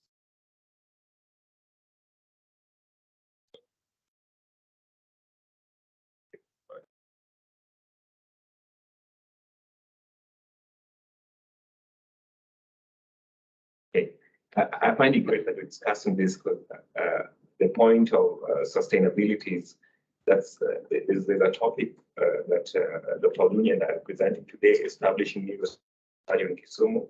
And I think we'll be able to discuss this more on the virtual rounds and, just making it continuous.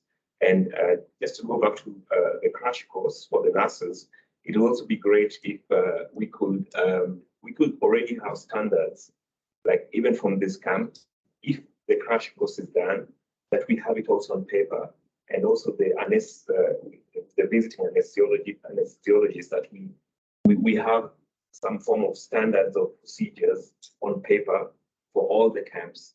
So that's one thing which has been lacking. It will be a good start, and we could build up on that. And I just thought of commenting on that. Okay, that's going to move on to our next talk. There'll be plenty of time to have more discussions, so we'll go ahead and have a seat. And our next speaker is Dr. Patel on difficult trauma cases.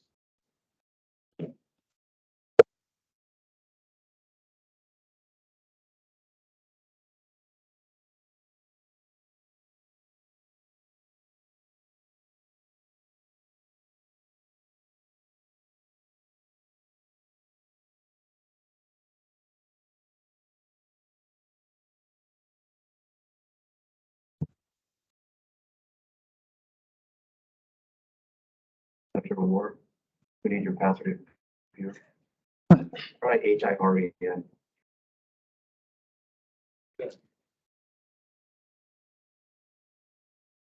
Nurse Manny has some homework things. Yeah. Yeah, you can. See, it's cold. We'll do a scrub tech crash course too. Feels great. Alright, so we'll do something. We'll do a nursing crash course, a scrub tech crash course, and neurosurgery care. We all post up afterwards. Because my team doesn't know what to do.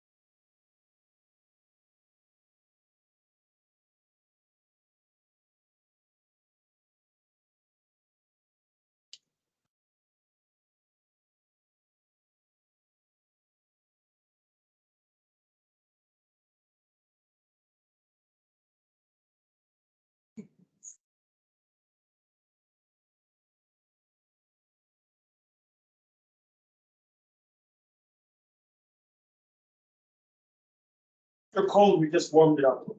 Don't worry, don't run away. We're gonna warm it up.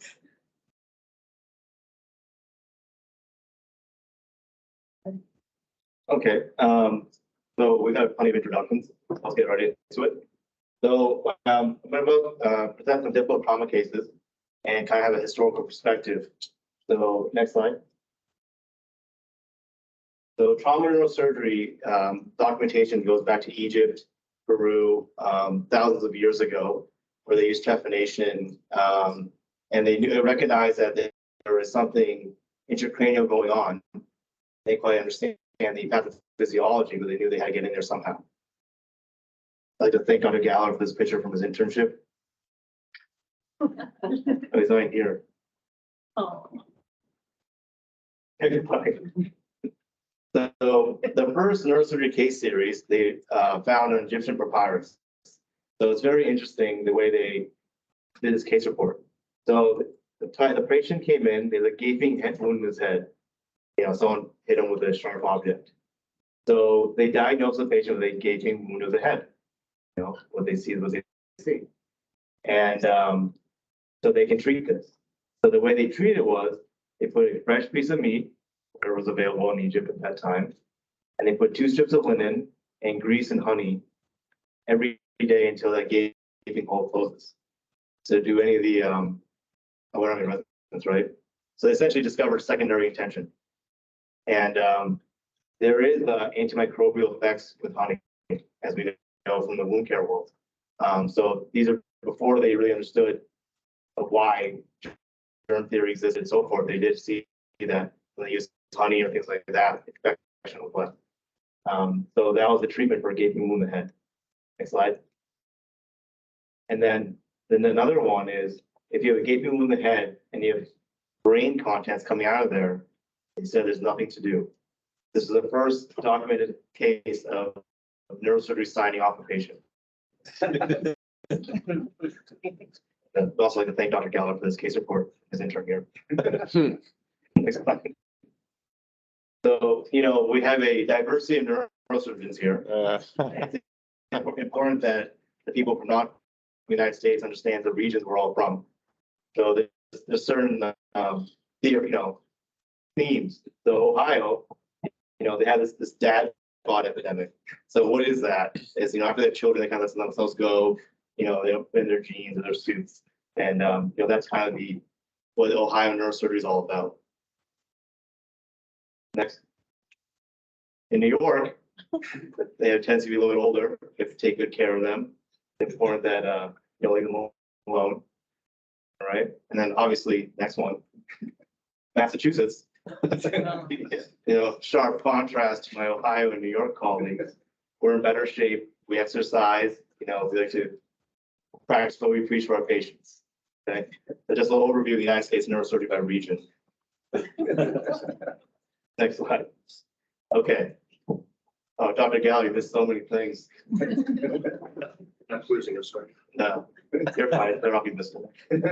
All right, so I got a realistic case now that can happen in Kisumu, New York, Ohio, Massachusetts, South Dakota, wherever you are. So, MVCs are very common in any country, especially because seatbelts aren't mandatory, or most cars don't have them, depending where you are in the world, especially a lot of motorcycle accidents. So, 22-year-old female, this patient unfortunately is known to neurosurgery in our hospital. She had an MVC for her tractor trailer. She came to the ED with a left bone pupil, withdrawal of painful stimuli, not following commands, open depressed skull fracture with a saturating head dressing, and a facial laceration.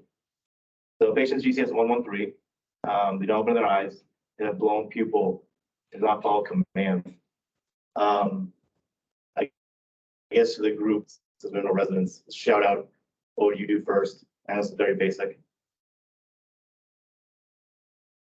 I think Leaf, yes, welcome. Thank you. Leaf was our resident, I was attending. Yes. We can't pick on anymore. I think we may have some residents. We have any Yeah. residents? Yeah. They don't have to be neurosurgical residents. Any residents? Yeah. Any that are here? Yeah. Well, my face here. We're very nice. I promise you we will not be. Over here? Residents? Ah, there you go. There you go. Wait, now, like crazy right now. Can we get her a mic? I've been in lots of situations where I was the only resident in the room. I understand the stress with it, but trust me, we're very sweet. As per your slides earlier. Speak for yourself.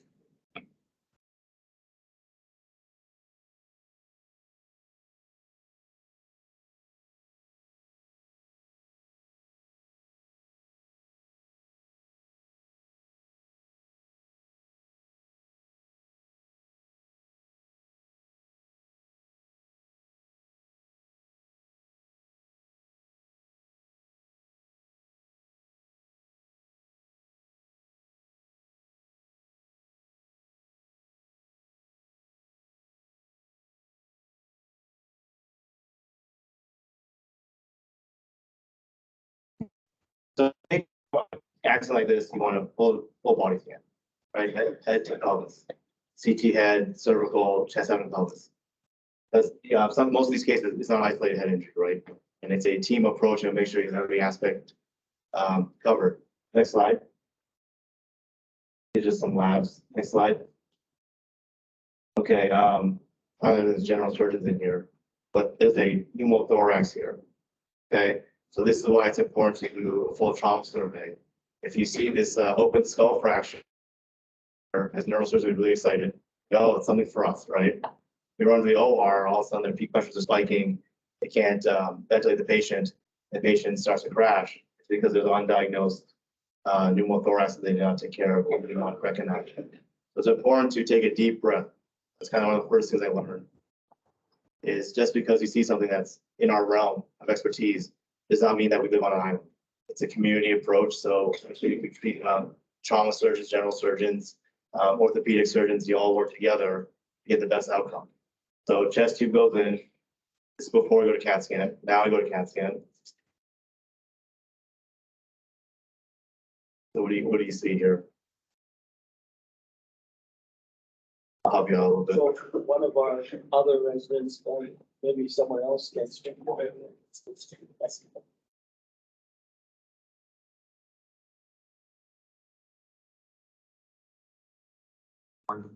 Morning.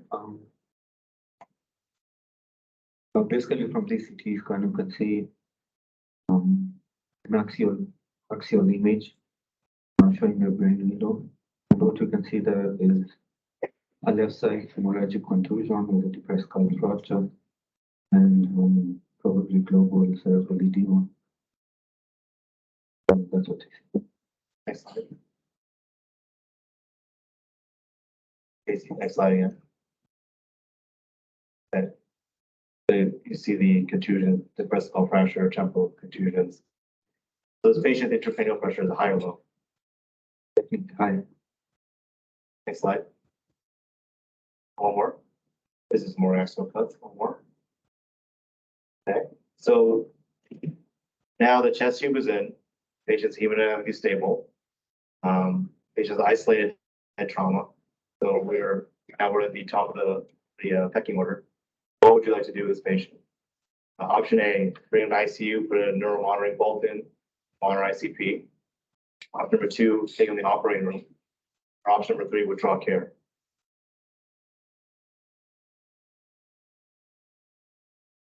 I think I'd take him to the OR. And what's your plan before you go to the operating room? What do you tell Dr. Walker, the anesthesiologist, what things to look out for, things to worry about?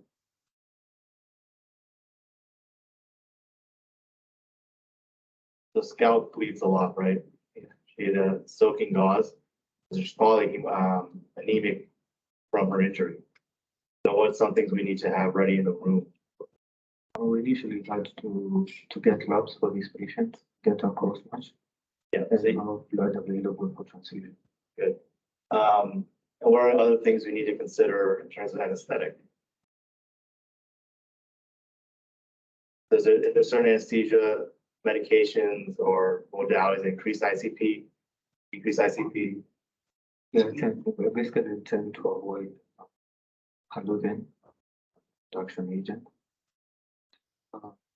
Probably have a discussion with the anesthetic team, or probably what we usually have available is sevoflurane, which is what could be used. What kind of medications can you give to buy yourself some time to decrease intracranial pressure? Usually we administer osmotic therapy via hypertonic and hypertonic saline. Bringing mannitol as well if it's available. Actually, mannitol is what is usually available in our setting. The patients usually have to buy the hypertonic saline probably from outside. Slide. Okay, so what's your surgical plan? Oh, my plan would You gotta chime in. You guys work as a group. I prepare the patient for a decompressive craniotomy. We'll also need some form of ICP monitoring in and after doing that. So probably placing an EVD2 in the same setting. Would you do it before or after the hemicraniectomy? I'll do it before. Why before?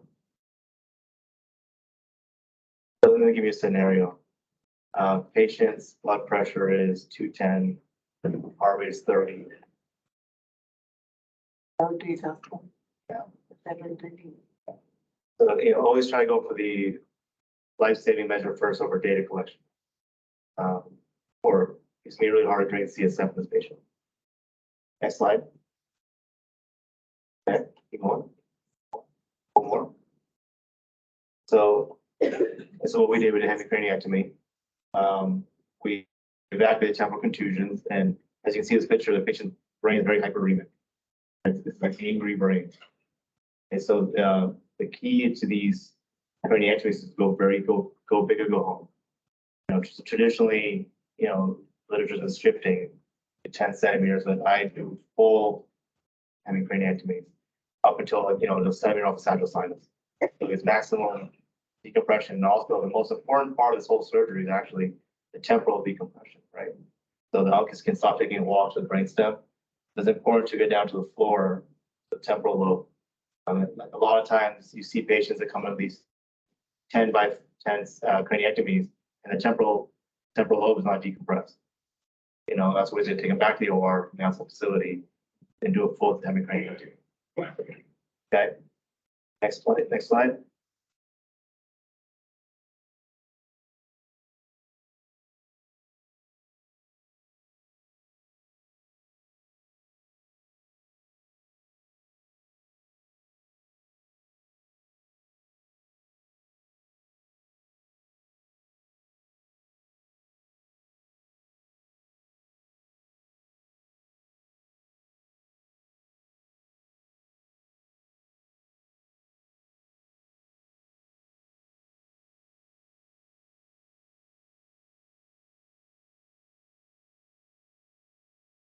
Patient in the area hospital, intubated, transferred to resuscitation care.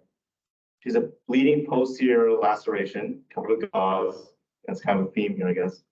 Does not follow commands. And that gauze is saturating blood continuously, switching them out, blood spilling everywhere. Okay. So the patient's a little soft blood pressure, right? 89/55. So let's point out things for you guys. EGOH shows 210. All right, so next one. Okay, so this is a X-ray we did. Anything obvious here, or does it look normal? Send home.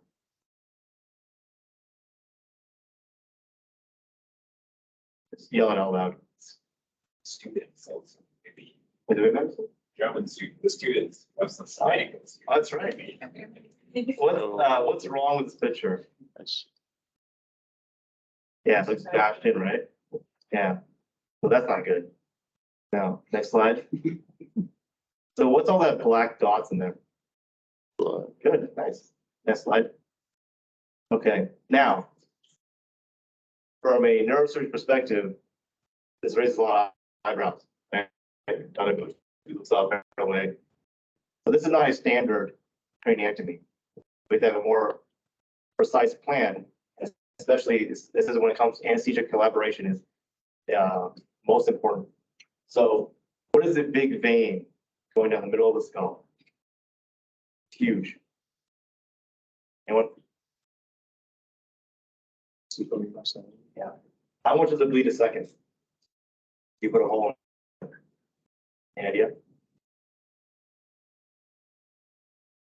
It can bleed about 200 cc's a second. So you can die within 2 minutes. The same way your whole body of blood. That's how much blood flow is in that suprachiasmatic sinus. So the patient came in with a big clump of gauze. It's saturating quickly. So what are we thinking right now? What kind of injuries are we thinking about? Suprachiasmatic sinus injury. Now, when you have suprachiasmatic sinus injury, you're thinking, what are the things you're concerned about? So blood loss, right? So this patient is going to need lots of blood, especially in the surgery, pre-op, post-op. So it's important to tell anesthesiology to get all the blood in the room. You know, type in CROFIT, massive transfusion protocol in the United States. Call the blood bank, let them know.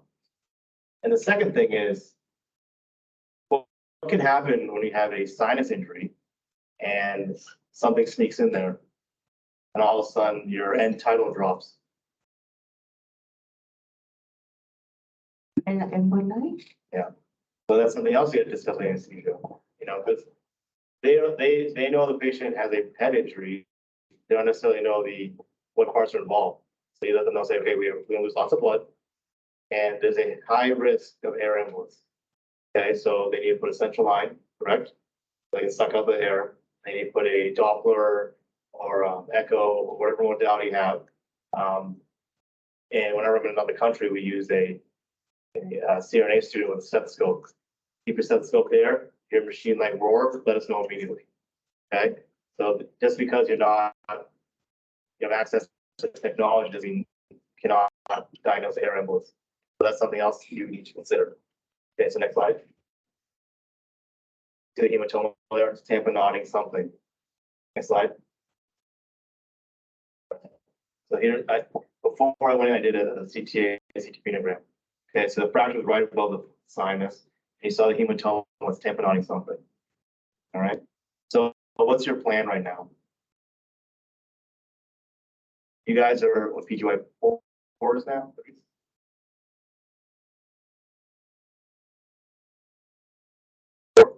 Okay. So you guys are senior enough now to have to do this case yourself before the attending arrives, right? Life or limb. You're on call. It's 5 o'clock. Tons of traffic. Dr. War is at the pool. You know, at a camp. You get a call. It's the patient in the ER. You know, you do this whole thing. Dr. War's stuck in traffic. You know, or it's in India, where to go 10 feet takes 2 hours. All right.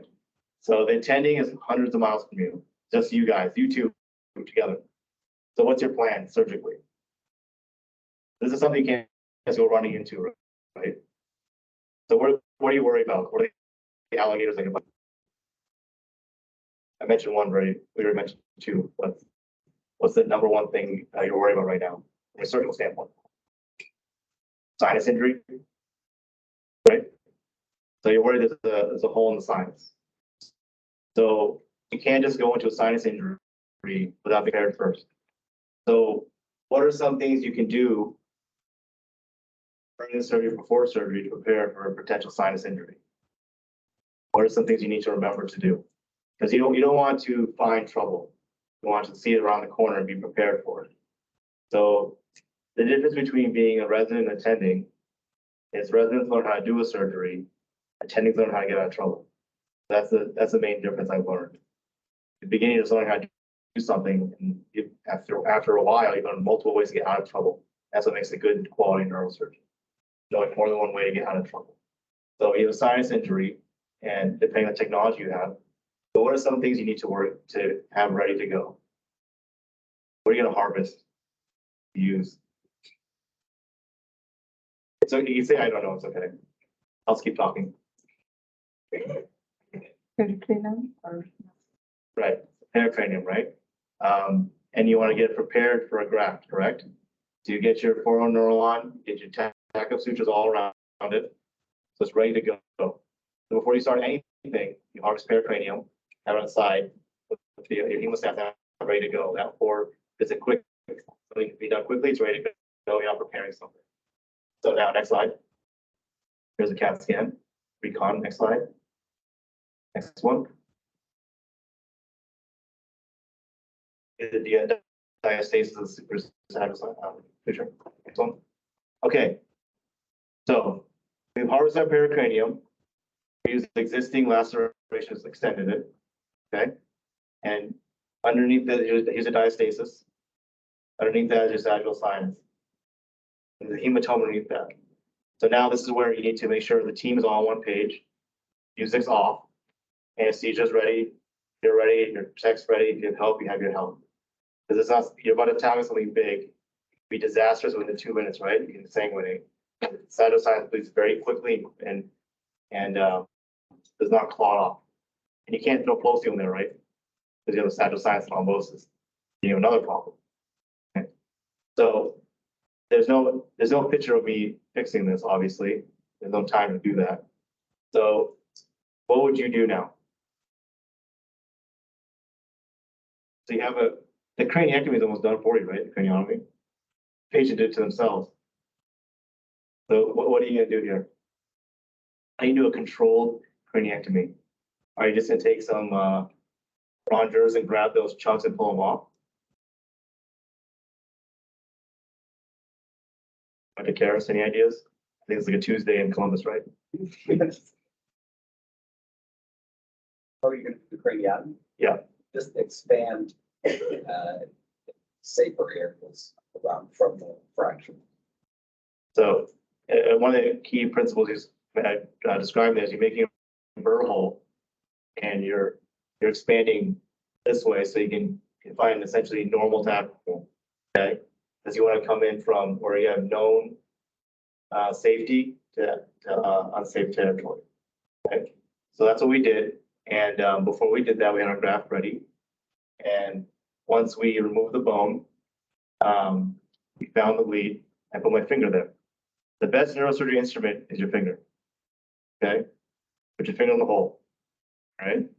Then I took my scrub tech's finger and replaced my finger with her finger. Is this you, Ann? No. I told the scrub finger the patient dies. No, I wasn't really joking that time. So then I have some time to get my graft over to the patient, right? She puts her finger there, and around the finger, I lay my graft down over the hole. Okay, so you tack it up on the dura. You start sneaking underneath. Then this finger sneaks out on top of the graft, pericranium, right? So it's sealed. And then you suture it down flush. There's no gap. Okay, and then that's what we did. Right. Next slide. This one. This one. And then we reconstructed it. Right. So here you can kind of see it. There's the sagittal sinus right there. All right. So open laceration. What are some post-operative concerns you'll have? Dr. Ward pointed out, we do amazing surgery and they don't get proper post-op care, it's for nothing. So patient fell down some stairs. Are those stairs sterile? Probably not, right? Especially if it's like a public building, everyone has their shoes on, you know. If it's India, you have animals running all over the place. You know, so what are you considering post-operative care wise? I do a standard antibiotic regimen? Probably not, right? So you cover anaerobic, atypicals, essentially the kitchen sink, because every bacteria that was growing on the steps is now inoculated in that craniotomy. And infection can be devastating, especially in a sagittal sinus and cause thrombosis. All right. And then an alternative to the surgery, and we published a paper on this a few years ago, is you can have endovascular help you out.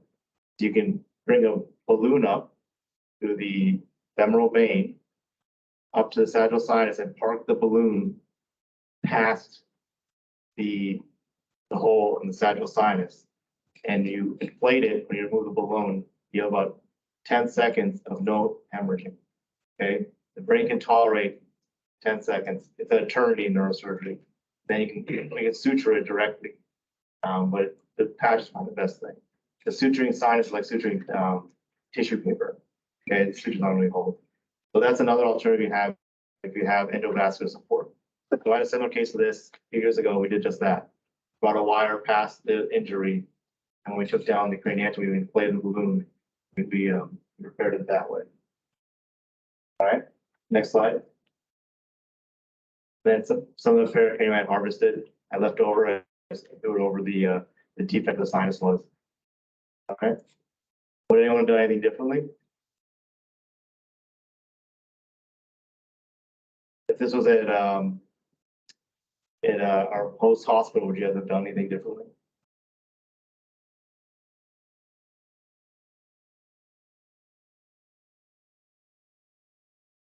All right, next slide. Next slide. Next slide. All right, and that's reconstruction. All right, next slide. All right, we room for capital more, Vic, are we good? All right, one more. Next slide. Next one.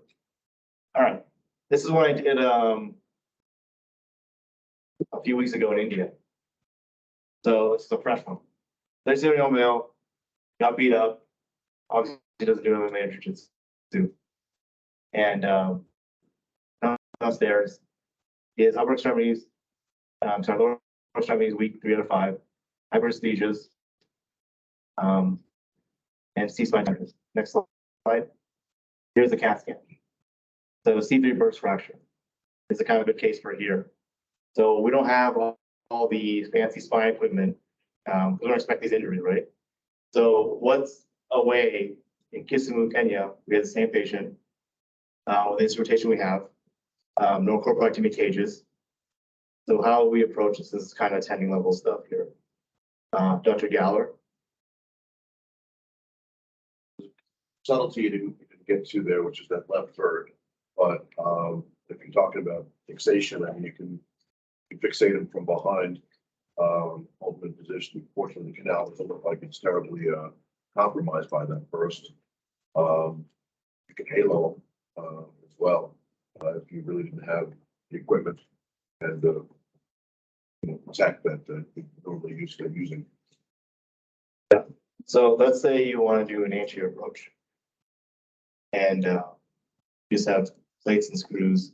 Oh, you do have plates and screws. Yeah. Oh, okay. I mean, Well, yeah. old school and take a bone graft from the hip. I mean, that's not a problem. I mean, I stayed right on the head. So yeah. So if you have, you may have corpectomy cages that are really expensive, as we all know. the other thing is a double wire. If you take a regular standard 1/4-1/8 wire, double braided, this is what Sontag published about 30 years ago. The first, C1, C2, C3 wiring. You can do that with wire you buy at the hardware store, and tensile strength increases exponentially if you braid. You had to do that behind to get no inch. So that's not a good point. So, it's good to be creative, leave subject for you. You don't have anything, so this is where you can bounce, questions off of us. Dr. Galler, the senior statesman here, he was there when spine was developing embryologically. So, you have native bone there already, right? So you can harvest bone from somewhere else. So, cervical spine lordosis, correct? So if you can find a piece of bone that's already lordotic in the body, you can use that as your graft. So any idea where there's some naturally lordotic bone in the body you can harvest? The hip's not lordotic, right? And that also hurts like hell. What's the place you think that you can get some bone that's already the curvature to it? And there's a lot of it. Yeah, rib. So next slide. Next slide. This is exactly what we did. So we had plates and screws, but we had no corpectomy cages.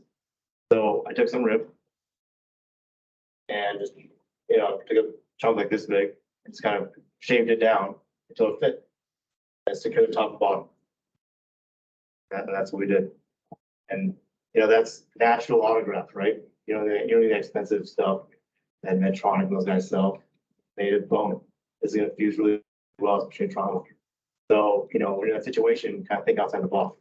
You can use wires, or you can use native bone like hip or rib.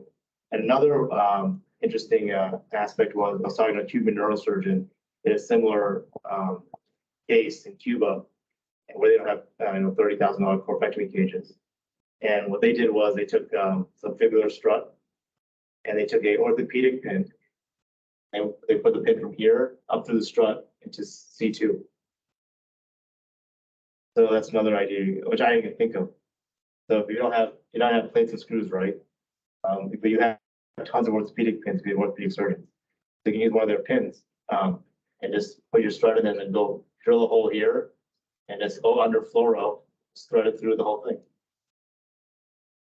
And another idea you can do is you put you have your strut, put 2 screws going up and down like that. So you have 1 screw going through it up here, or the one going this way. That's another idea you can do. Because it'd be a little difficult to have a screw traverse 3 cortical planes. But so that's another idea. Does anyone have any other ideas of how you do this? Than the resources? Yeah, we had a similar case in October. Hold on, can you speak it? You're good. Thank you.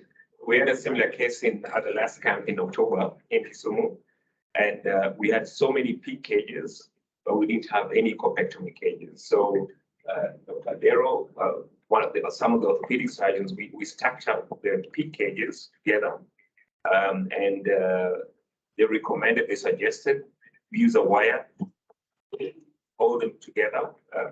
The ones is for sacrilege, I think, those same wires, and only put bone inside, and it actually worked quite well. That's if you have cages, a lot of cages, you can use the drill, flatten them up a bit and adjust the size.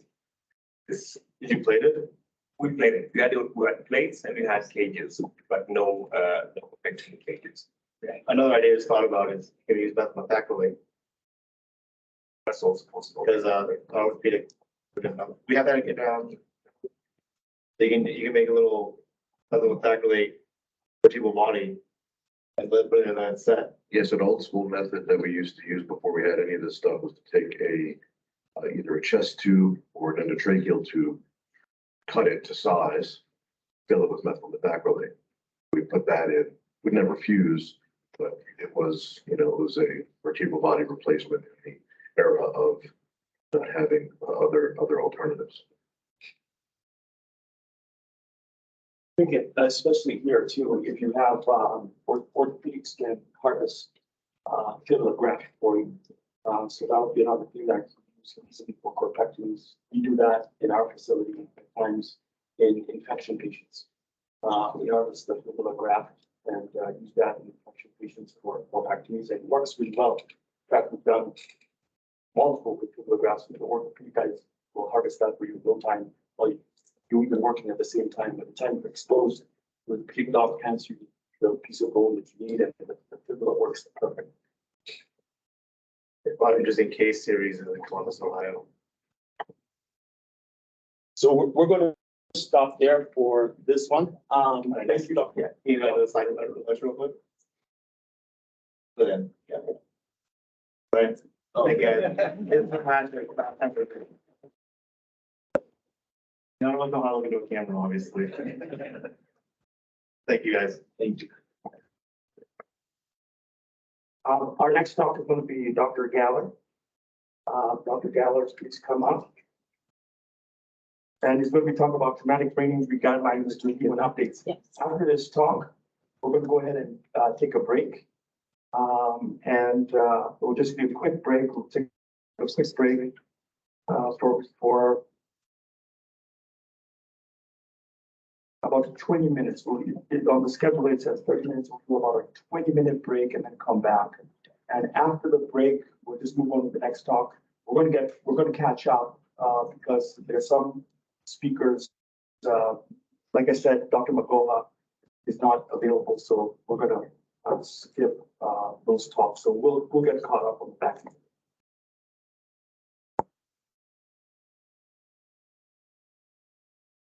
This computer just for my reference, so I have something to look at. Okay. You have them up on there, so. When it's time to switch out, I'll ask you. Okay, give me 1 second.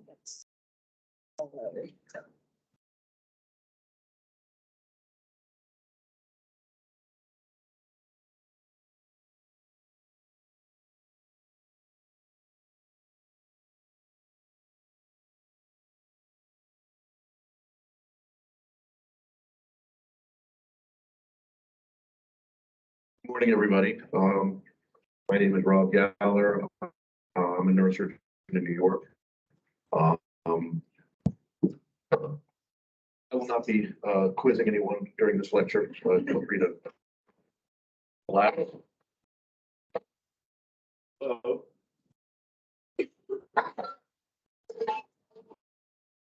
Wow. We're all awake. You're welcome. Glad everyone's awake. Sorry about that. So we'll try to get the slides up in a second. If not, I'll have my computer hooked up and we can proceed. It's a good segue because Dr. Patel's talk goes over a couple of complicated head injury cases. So this talk is going to be really based on the guidelines that have been developed for the surgical and medical management of a severe head injury. It's a little bit dry.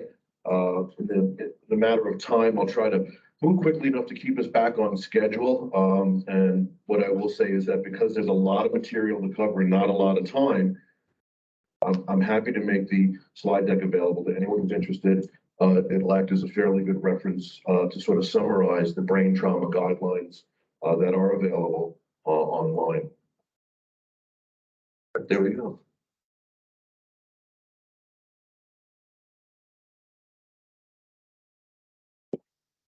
Okay, if you could advance to the title slide again.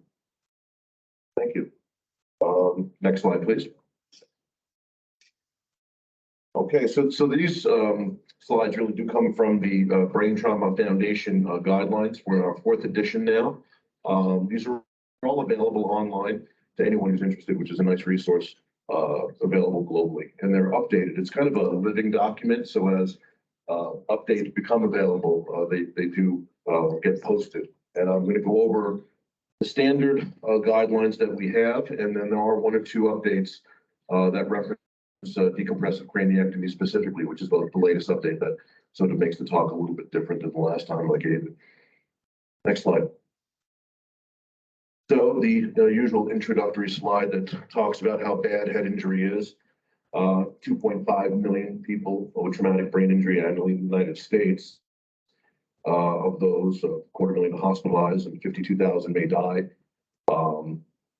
With this, 5.3 million are living with a disability, which makes it an enormously difficult problem for long-term care.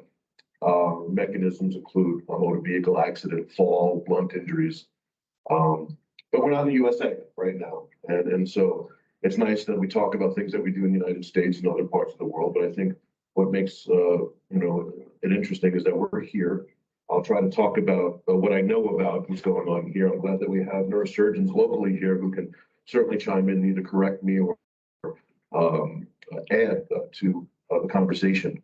But from the data that I've gathered, injuries will result in 4.8 million deaths per year global annually, and that makes for 10% of all deaths globally.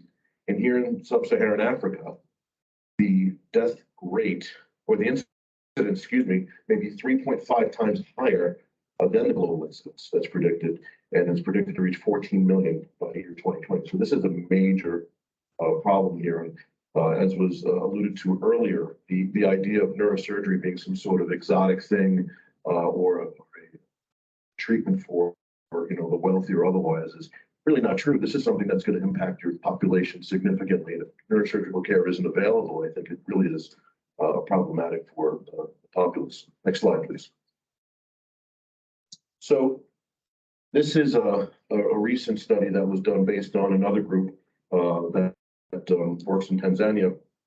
And what they looked at was what we call neurosurgical camps would be their annual neurotrauma symposium. And they have a fellowship that was put in place to have sort of long-term presence in the region. And what they did was they studied epidemiology and the adherence to the Brain Trauma Foundation guidelines, just to say, well, we have these guidelines, are we using them? And the answer is, unfortunately, in this region, although we have these guidelines, they're not really being adhered to. And that's not for lack of trying. I think there's just a lack of resources. We have a lot of difficulties in terms of managing the acuity of these patients, in terms of timing, transport. And yes, it's also a matter of having the local expertise available to be able to do some of the things that the Trauma Foundation guidelines promote. Next slide, please. So what we're going to talk about are some of the treatments that are available, one being decompressive craniectomy that was discussed before. We'll talk about prophylactic hypothermia, hyperosmolotherapy, CSF drainage, some ventilation therapies, anesthetics, steroids, nutrition, infection, prophylaxis, DVT prophylaxis, and seizure prophylaxis. Next slide. So in terms of monitoring, the methods of monitoring can be one of three. That include intracranial pressure monitoring, cerebral perfusion pressure monitoring, advanced cerebral monitoring otherwise. Out here in Kisumu, we really don't do too much intracranial pressure monitoring. We don't have electronic data gathering techniques, and we certainly don't have the equipment to do such. I'm going to kind of go off talk because we have some surgeons from Nairobi. Do you have the ability to do ICP monitoring pretty regularly in the major hospitals in Nairobi? Yes. Yes. Sorry. Do you have cerebral perfusion pressure monitoring or advanced monitoring other ones, like Cox or the like, things of that nature? So ICP monitoring. And is that method via a ventriculostomy or a fiber optic technique? What? Ventriculostomy and the cord mount.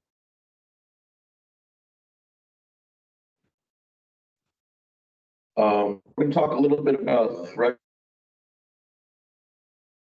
thresholds in terms of cranial pressure, perfusion pressure, and some of the advanced cerebral techniques. Next slide, please. This is just a nice grid that talks about, what goes on during the management of one of these patients. And at the top is the injury itself. And then there is a box that says pre-hospital care and then emergency department care. And then all of these nice things that we talked about very briefly already. I think the biggest problem locally is right here. Unfortunately, we don't have an organized EMS system. Transport to hospital is very, very difficult at times. Sometimes the roads are impassable, or there's just no method of getting the patient here. So when we talk about a 4-hour window, what the folks all know here is that sometimes we're talking about a 4-day window or 4-week window in terms of the injuries. So that's, I think, an area, of course, that we've recognized that needs improvement. And then the lower areas do represent the foundation guidelines, which we'll talk about more. Next slide, please. So when we talk about recommendations, there are levels. There's level 1, 2, 2B, and 3. The level suggests the strength in which we can make these recommendations. And level 1 is really what we're always looking for in terms of these recommendations being based on data, being based on studies that really can be backed up and can be reproduced. Unfortunately, a lot of the data we have is less than level 1 quality, and we use them and call them recommendations or low-level recommendations. Next slide, please. So most of the guidelines will look kind of like this as we discuss them. Basically, what we talk about at level 1 and level 2 recommendations as being the ones that are reasonable to discuss, and then level 3 sometimes is a consideration, but not necessarily something that is considered standard of care. Unfortunately, what we're going to see a lot is that level 1 and level 2 has this sort of cop-out of a statement up here, which is there's insufficient evidence to support level 1 or level 2 recommendation of this topic. And that's problematic, but it's true. So what we do is the best we can based on the data we have, maintaining systolic blood pressure greater than 100 millimeters of mercury is considered a good idea. For patients 15 to 49 or over 70-year-old, considered to decrease mortality and improve outcomes. This is level 3 data. ICP monitoring, intracranial pressure monitoring. It's appropriate with a severe head injury. We talked about Glasgow Coma score of 8 or less being maybe an indication clinically. When we see a normal CT scan or 2 of the following are also considered part of that, which would be a systemic blood pressure less than 90, age greater than 40 years, or posture. Monitoring technology, the recommendations. In the current state of technology, the ventricular catheter is really considered probably the best method. It's the most accurate. Oh, excuse me, I'm so sorry. I'm advancing my slides without really telling you to keep going ahead. It's okay. My apologies. I'm so used to doing it myself that you have it there. So if you could go to this one here, yes, and I'll just have to remember to say next slide. Sorry. Don't worry. A bit difficult. Okay. So here we are here, the recommendation for a monitoring technology. So we talked about what's available and what might be recommended. ICP transduction with a fiber optic or strain gauge is also useful, especially if you have a case like Dr. Patel showed where there are really no ventricles available to hit with the catheter. Sometimes using one of these fiber optic methods allows a direct measurement without having to drain CSF or the need to drain CSF, even if it may be considered optimal. Next slide. This is just a nice diagram showing the methodology about placing an intraventricular drain. Next slide. And this is a CT scan showing the drain in a nice position. Next slide, please. For the treatment of ICP thresholds, again, level 1 and 2A, there's insufficient evidence. Level 2B and 3, treating an ICP of greater than 22 is recommended.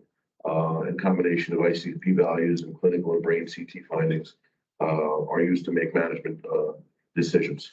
Next slide. CSF drainage. Again, this is where the level 1 and 2 data is not necessarily available. And this is where controversy and discussion is going to occur regarding these guidelines. But level 3 suggests using an EVT or external ventricular drain system, zeroed with continued drainage, may be considered to lower ICP burden more effectively than intermittent use. In the past, the question was whether or not we should keep it open and drain CSF, or we should open it intermittently, monitor ICP when it was open or closed. So leaving it open may be considered a better methodology, and using a CSF drainage to lower ICP in patients with a initial Glasgow Coma score of less than 6 during the first 12 hours is certainly considered if you can get a catheter in, rather than putting it just a fiber optic ICP monitor to manage that. Next slide, please. I'll just briefly mention there are other techniques, probably not relevant here, but cerebral perfusion pressure monitoring allows for some advanced methodologies in managing patients with severe head injury. Next slide. Next slide. I'll mention this again. So other advanced cerebral monitoring techniques, such as jugular bulb monitoring or otherwise are often used. And quite honestly, still, I don't want to say controversial, but certainly not universally adopted in all centers and may be considered. The question is what we're doing with that data, what the data shows. We're honestly not too sure about it. Next. Hyperventilation. One of the simplest things you can do is bag a patient down, blow off that CO2. Prolonged hyperventilation prophylactically is not recommended. Next slide. This was discussed earlier, mannitol and hyperosmolar therapy. There are, level 3 recommendations. It may lower the intracranial pressure. Insufficient evidence about overall clinical outcomes, however. But we all know that either mannitol, hypertonic saline, or other methodologies are utilized in these patients. Again, remind me now, what is the preferred agent in Kisumu if we have someone where we want to lower it? What agent do we use? Mannitol. And Nairobi? Mannitol? Does anyone use hypertonic saline? Next slide, please. Prophylactic hypothermia. Is that a technique that's utilized here? Well, the data is unclear, but it is not recommended necessarily with patients with diffuse injury. This was something that was brought up in the past. Cooling the patients aggressively was a consideration. DVT prophylaxis. The patient survives the event. The question is whether or not we have to worry about the secondary sequelae of injury and the immobility that's associated with it. DVT prophylaxis is recommended on the level 3 level. The problem with it, it's the devil you know versus the devil you don't. Obviously, low-level anticoagulation, thank you, next slide, you got that there, that's perfect, is recommended for DVT prophylaxis. However, there is a small chance that the hematoma can expand. Most of the studies show that the safety is actually there as long as they're not fully anticoagulated. Low molecular weight heparin doesn't really cause a thrombolysis and is utilized pretty aggressively. Next slide, please. Yeah.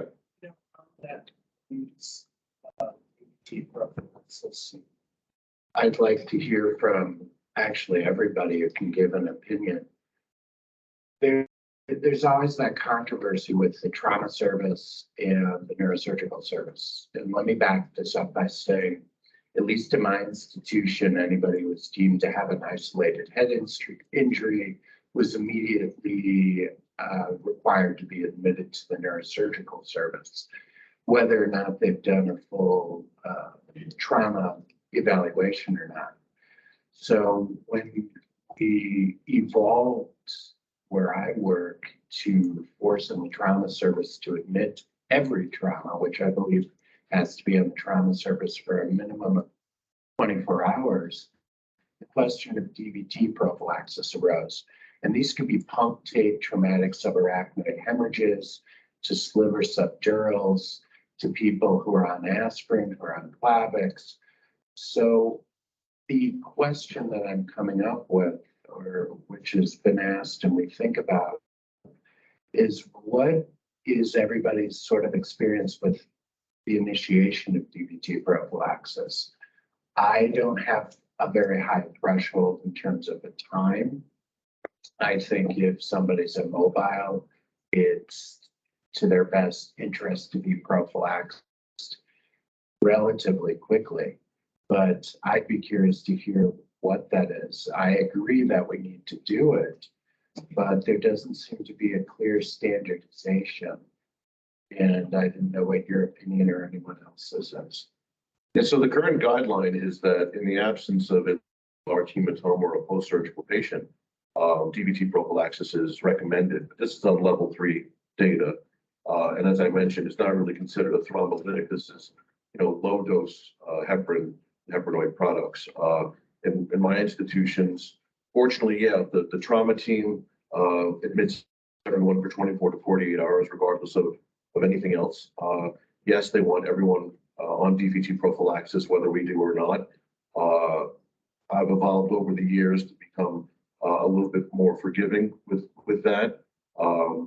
Going from compression stockings to using chemical prophylaxis in these patients. These are the non-surgical patients.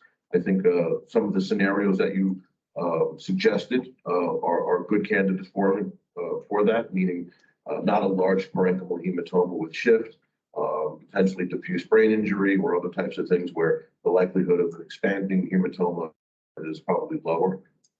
So we're very aggressive with it. I will comment on this because DVT prophylaxis or anticoagulation in the setting of trauma is a big issue and it causes a lot of unnecessary communication between services unless a protocol is established. So at our hospital, which is a trauma center, we have established protocols based on a significant amount of literature. And what we say is that in somebody with a traumatic brain injury with hematoma of any size, as long as the head CT is stable, the next morning head CT is stable, DVT prophylaxis can be started. In patients who require anticoagulation, if it's life-threatening without it, such as a mechanical heart valve, therapeutic doses of anticoagulation can be started with a single stable head CT. In other patients, we follow the ASRA guidelines, ASRA guidelines, for stopping anticoagulation preoperatively and restarting it postoperatively in patients who are having spinal procedures.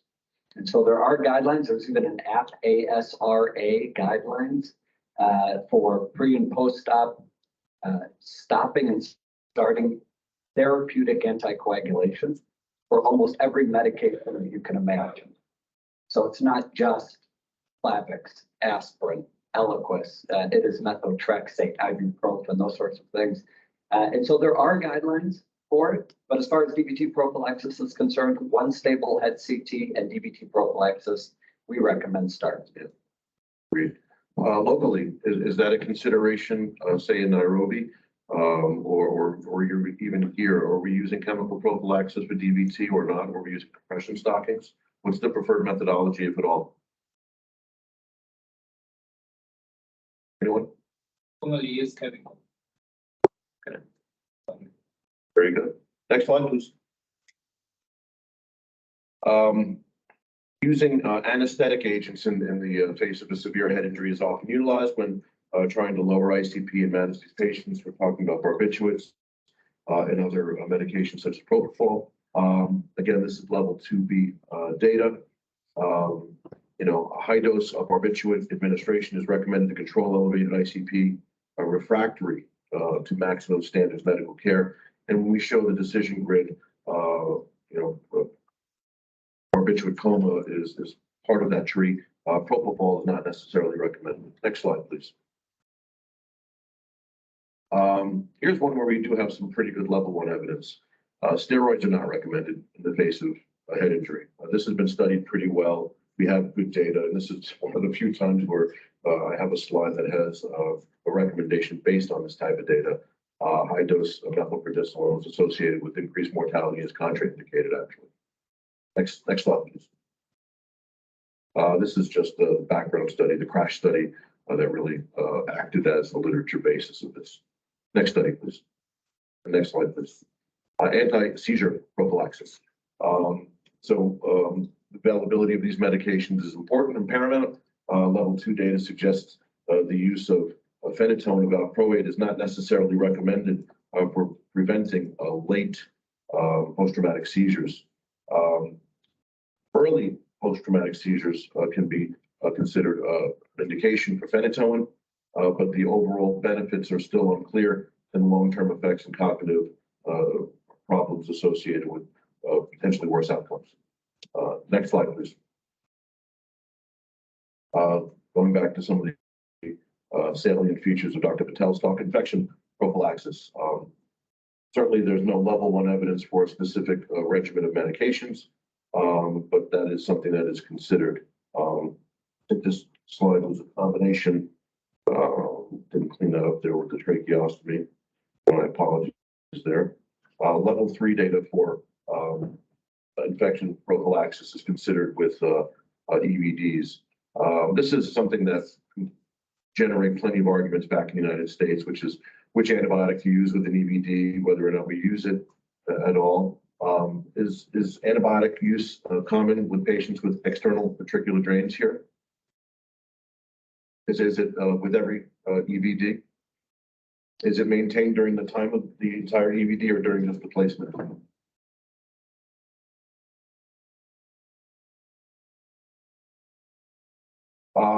Very briefly, we have a couple of minutes left to go over some of the injury types and talk about some of the surgical indications. This is more for some of the residents or students in the crowd.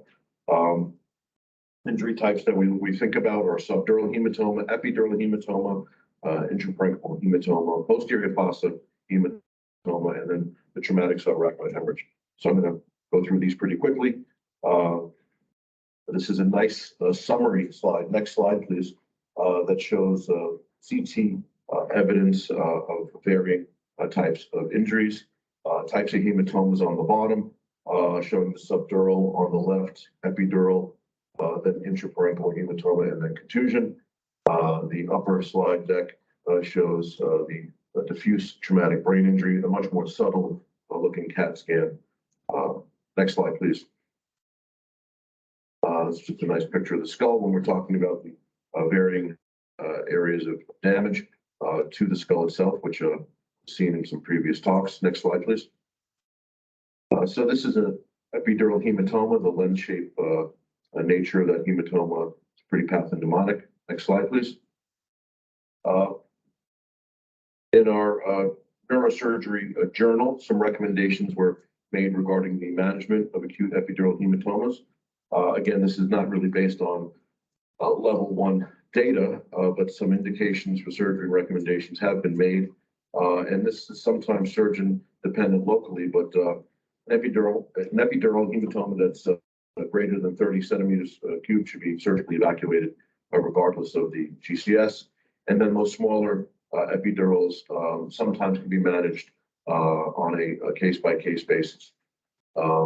Certainly someone with a GCS of less than 9 and a sequoia, these patients should be taken to the operating room fairly immediately. Just a couple of slides. Next slide, please. That shows some of the anatomy of that hematoma. Next slide, please. And surgical evacuation implies removing a bone flap. The hematoma is outside of the epidural and is readily evacuated. Not going to go into the pimping quiz points to the students or otherwise in a matter of time. Next slide, please. Well, I have to. All right. What is being displayed here with this particular image? One of the medical students.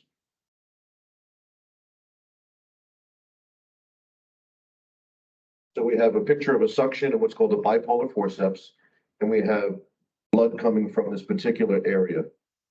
Anyone identify what that is called? That particular blood vessel? Anyone? Bueller? Okay, middle meningeal. Okay, we'll carry on. Acute subdural hematoma is a hematoma that is under the dura. Mechanism of injury is somewhat different, usually much higher velocity, blow to the head, can be associated with rupture of the cerebral veins. Next slide, please. Again, the management recommendations based on size and clinical condition. Patients with a very, very large subdural hematoma with a poor Glasgow Coma score should be taken to the operating room as quickly as possible. Some of the smaller subdurals can be managed expectantly. Next slide, please. And again, sort of the same sort of types of slides showing some of the anatomy here. The hematoma here is under the dura, and as opposed to the other picture, the color is blue, indicating it's likely a venous bleed as opposed to arterial. Next slide, please. And the management generally is based on a craniotomy. Next slide, please. Elevating the dura, hematoma is usually found underneath. Next slide, please. Subdural hematomas can be acute or subacute, implying that the injury is such that the collection of blood is slower and has a different characteristic. This can affect cognition in a more chronic way, or neurologic function in a more chronic way. The appearance of the blood here you can see is more closely isodense to the brain, and the amount of brain shift is somewhat decreased. There are also some subtle signs of what we call septations, which makes this a different type of pathology. Next slide, please. The method for evacuating a chronic subdural or subacute subdural, not necessarily a craniotomy, is a part of that treatment. Sometimes a subdural of this sort can be drained through a burr hole approach. Next slide. And the trick with the burr hole is a subtlety that sometimes we go over with the residents is, you don't randomly place these burr holes. What I've seen in sort of a JV environment is that, a well-meaning resident or otherwise wants to put the burr hole over an area of the hematoma, which is, readily drainable, and that's just great. But you have to plan ahead. And the question is where to put those burr holes. And so the standard technique is to imagine that you're going to do a craniotomy at some point on this patient. The burr hole should be placed in an area of the skull where a craniotomy can then be fashioned thereafter, rather than have a burr hole in the center of the skull and having to turn a bone flap randomly around that. So that's just a technique thing that we try to teach. Next slide, please. Posterior fossa hematomas are a different type of hematoma. It can be rapidly lethal, compressing the cerebellum, causing acute hydrocephalus, brainstem injury. Next slide.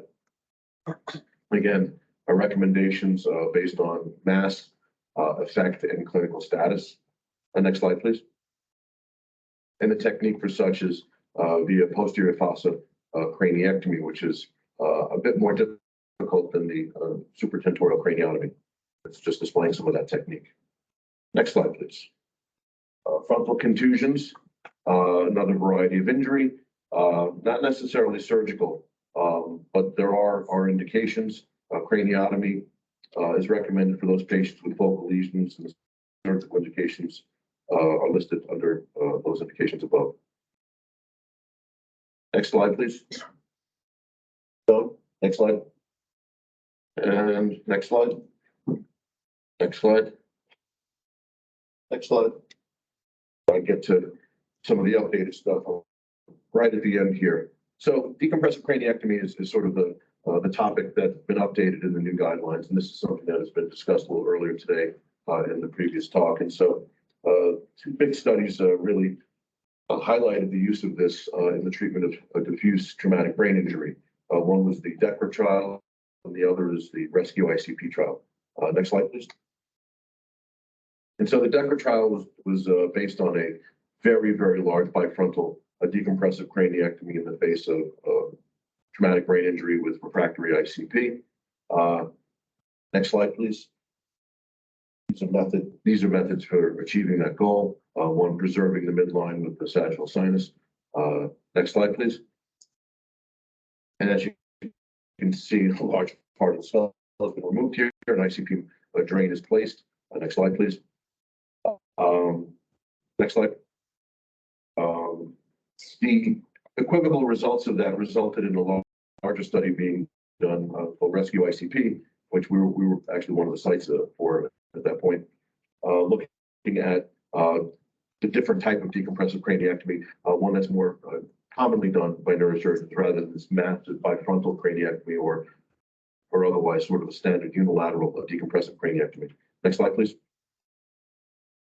And so the recommendations at that point, of course, there was no level 1 data, but the level 2 data suggested that these large bifrontal decompressive craniectomies were not necessarily recommended to improve outcomes, and a large frontotemporal parietal decompressive craniectomy could be recommended to have an impact on mortality and increase neurologic outcomes. Next slide, please. And so the update is really, what the rest, the bottom line of this talk is, which is the fact that the secondary decompressive craniectomy performed for late refractory ICP elevation is recommended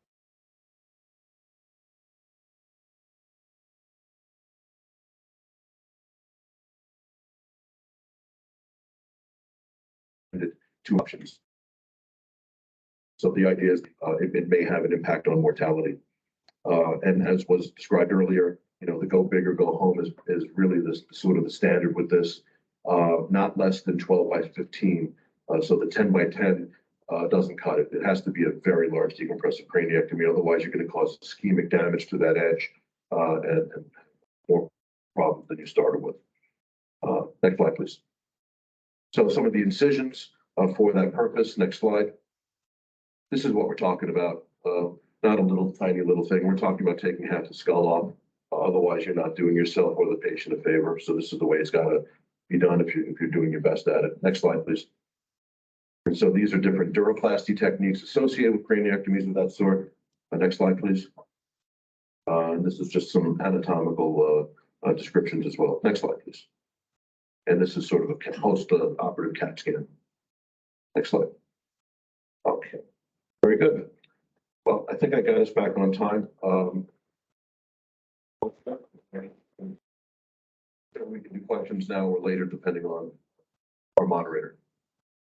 Thank you. We're just going to take, first, is there any questions? Does anybody have any questions? And you bring up, these ACLA studies and breast ICP studies and legitimate studies to be familiar with, because but it would be interesting to see how those apply in this environment, considering that typically, especially looking at the breast ICP study, is maximal medical therapy or surgery is kind of what they're promoting to the values, where you really maximize medical therapy before these craniectomies. I think that's what the rest ICP study is really pushing for. But if ICP monitoring like here is limited, it would be interesting to have a. That's a great point. So there was a study that was done in South America, but a group from University of Washington, Seattle, in South America, where they had basically no access to ICP management. So it wasn't as if they were withholding care. They were just basically looking at how head injury was managed in a low-income environment without resources. And that study really shook things up, because it kind of showed that the treatment of these patients based on medical management and just clinical observations was almost equivalent to aggressive CP management in these patients, but non-surgical severe head injuries. So the question of how to best manage them in this environment is an excellent point. That's why I was asking, local surgeons how they do manage them, because if you're not managing the ICP, then what way can we do it? And we come up with a way that's reasonable, that is for where we are, rather than Boston or New York.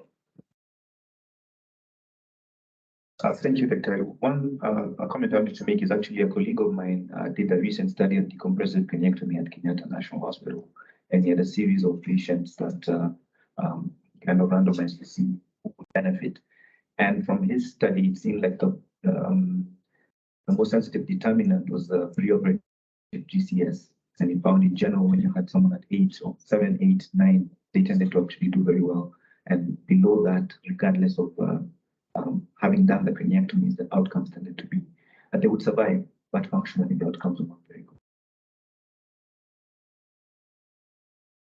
Thank you very much. But we have one more question.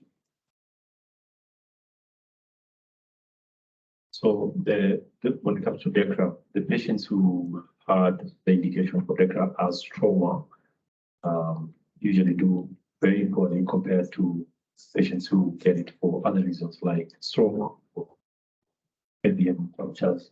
So when the trauma to the brain is probably localized or one region, we've seen that they tend to do a little better than if it's traumatic. Right. So when we're talking about a diffuse traumatic brain injury, that's why the idea that powered that study was do this very large bilateral decompression, as opposed to malignant MCA infarct that would result potentially in hemispheric edema. We know from the cerebrovascular literature that's where decompressive craniectomy sort of really came back into our armamentarium, whether we like it or not. But getting called by the neurologist became much more common when that data came out, showing that the unilateral decompressive craniectomy was an effective measure of treating that malignant ICP in that particular environment. Thank you, Dr. Gallo. Following break, we'll be back in here at 10:50 for Dr. Anita Shook and Dr. There's coffee right outside the door here, and the bathroom's down the hall. We're going to do a longer break, but because we don't have the posters to review, we're just going to go a 10-minute break and then come back in so we can.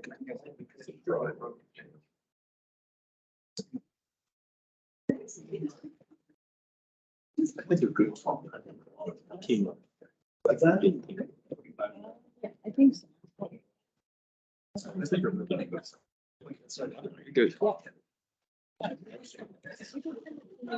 Sooner rather than later, just when I go, just like. Yeah. Oh, you're, oh, okay, I need to go. Oh, well, then you don't need to finish. I can't add it. Having you on the trip. I can't add it. I already. Okay, you turn it over to me. It's only these ones are online, but. You guys in Canada. No, it's this break that. And. The breaks right here. I want to have to do this. No. So then, I really just. after you do, And then. Yeah. so he's not doing this? To give. I want to know that and you don't. So this is right cases that Dr. Carey suggests. Thank you. So I'll take my interactions to the pen and just be looking, but we'll do it. I just say next, if I speak German. That happens sometime.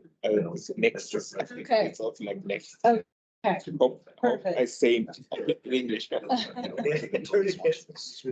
So true. Like cheating, did you wash your hands before you He just wasn't this presentation because it's updated from.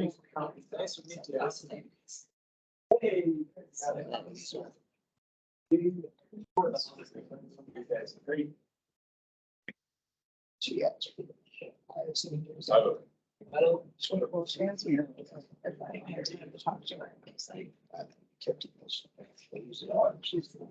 I just want to figure out how to get this pulled up. Hello. I see. I'm Want to just pull it full screen? Yes. I'll do it. Okay. You're gonna go get a snack? I'm gonna go to the bath. Oh, yeah. Go to the bath.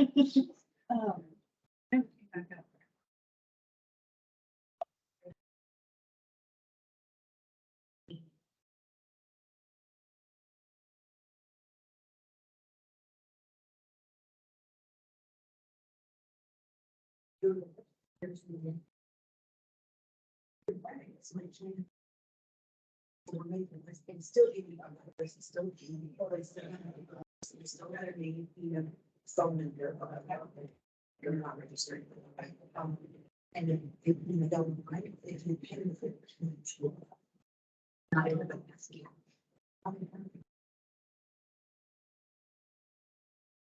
So we'll make a list of things that are like. Nothing really that you can do because. I mean, you know how to put in, there's a here, here's a. So, I mean, nothing, there wasn't anything for you, perfect.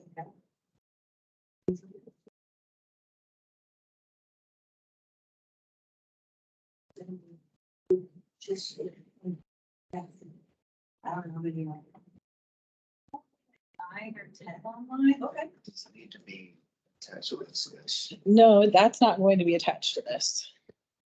I think that's the disconnect is people don't understand. I can't just add their brand new customizations. I'm like, I would have to edit this whole thing, delete this out, re-upload it, and that's not. I just, I was gonna see how many people. Take everybody. Yes.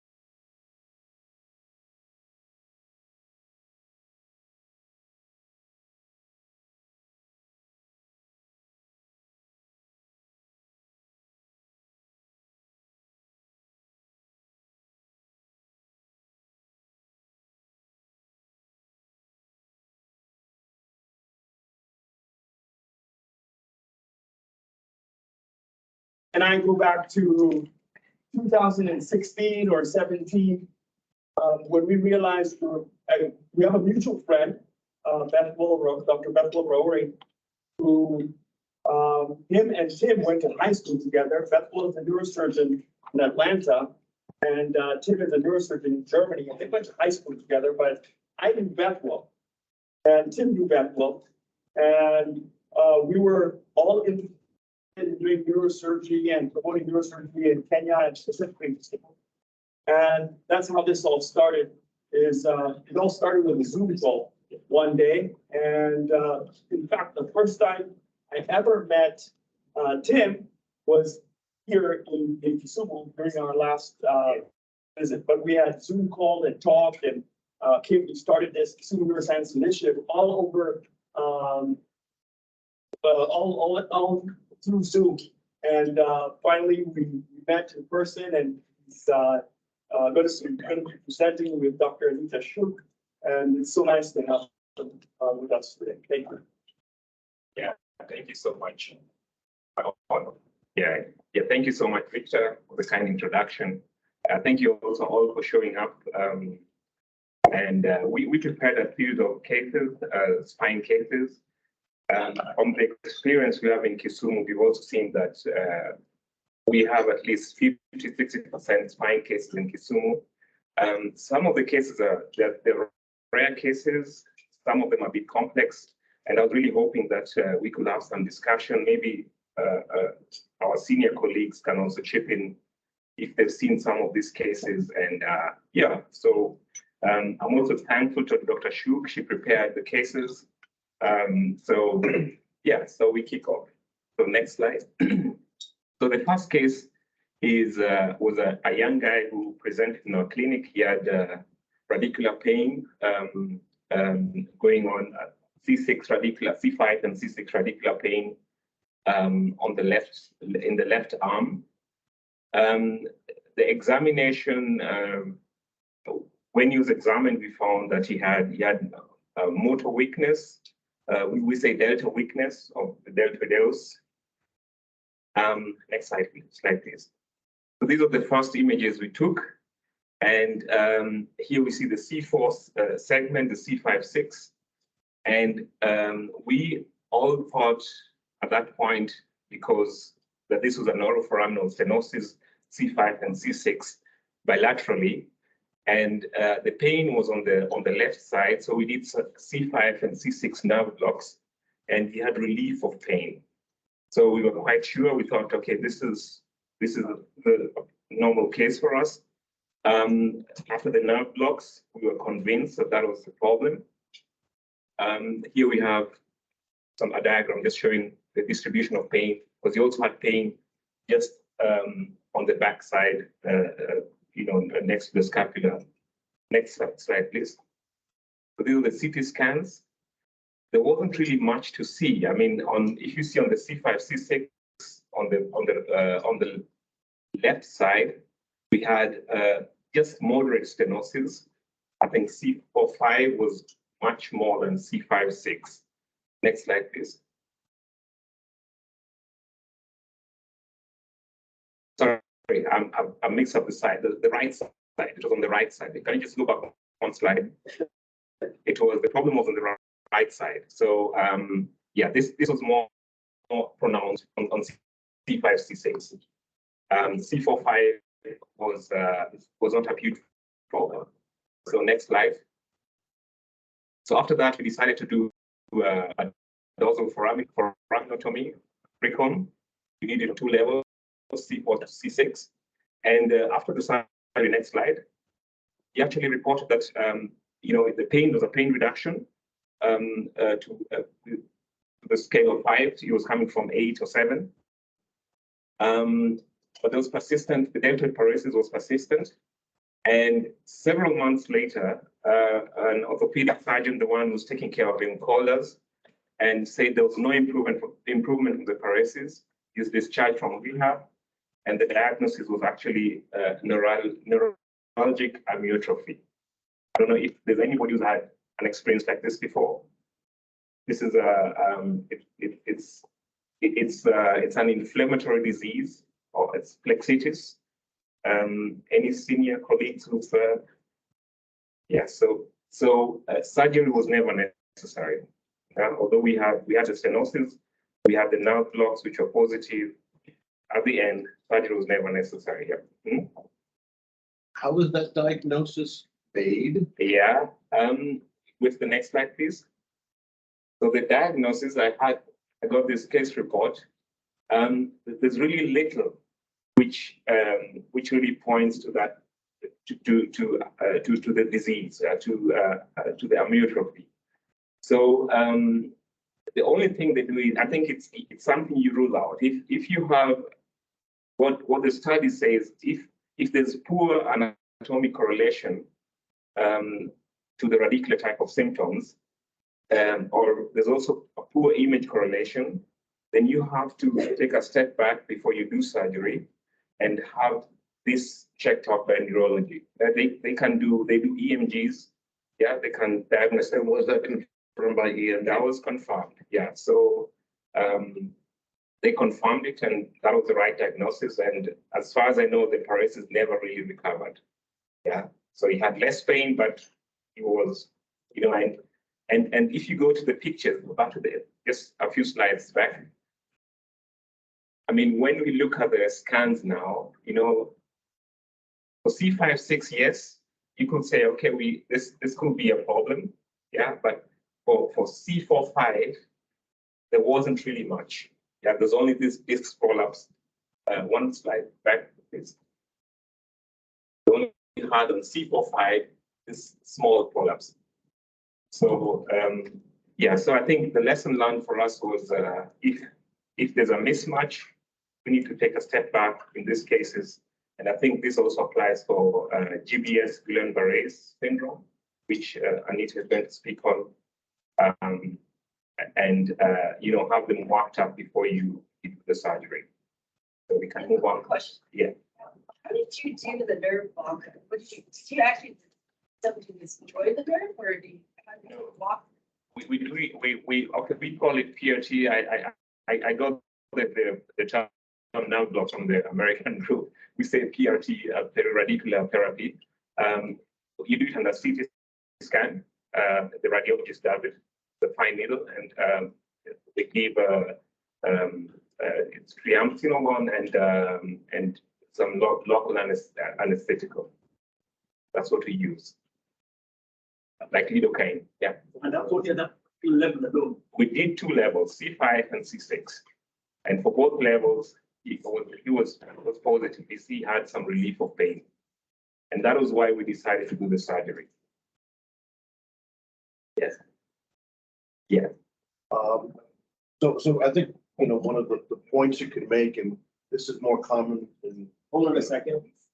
Just to remind everyone that we have a virtual conference as well. So just if you have a question, just wait for the mic so that everyone can hear you. Okay.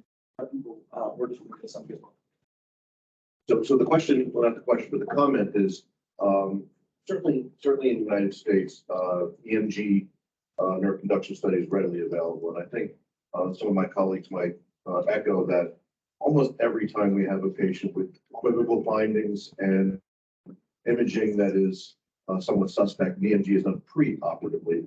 And that's just a comment that, could be considered locally well if it's available. But if you're in a resource limited environment, that may be, something that has to be considered because the availability of that might be limited. Yeah. In this case, we moved a little bit fast because the paralysis was, I think it was subacute, about 4 to 6 weeks, and but that also fits with the disease. I always find the name difficult to pronounce. Amyotrophy. That's also they also have subacute paralysis of the delta and the biceps. Yeah.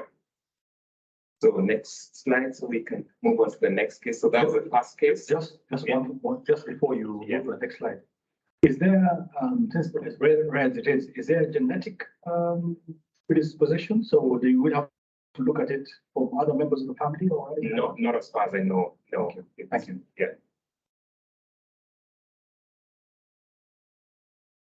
Can I make a comment that I think is relevant? ICD. I have seen Parsonage-Turner syndrome in a couple of patients, and it's typically after vaccination. And it is typically permanent. And so more recently, even with the COVID vaccination, we have seen it. So there is some autoimmune component, some autoimmune crossover with either a viral illness or a recent vaccination. So if you do have a case like this that's equivocal and you're concerned about this declining paresis, ask if they've been vaccinated, and that may be the issue. Maybe you've done surgery on that. Oh, We don't, no, none. Okay. yeah. We did an EMG pre-op. Pre-op, okay, okay. Okay, the next case is was a young patient, born 67. He presented with L5 radicular pain for approximately 9 weeks. He had also a foot drop on the examination on the right side. It was actually a high-grade foot drop. It was 3 to 4. Next slide, please. So this were the images that we acquired pre-operatively, and the MRI showed a far lateral extraspinal mass located on the course of the L5 nerve root. And the first thought was this is could be a neurinoma. Any from the audience? Any other thoughts? Neural cyst. Neural cyst, yeah. Anyone? So, so that was a suspected diagnosis for us, and you can see this was the contrast. We had some contrast enhancement, and it went really down towards the sacrum, to the front. Next slide, please.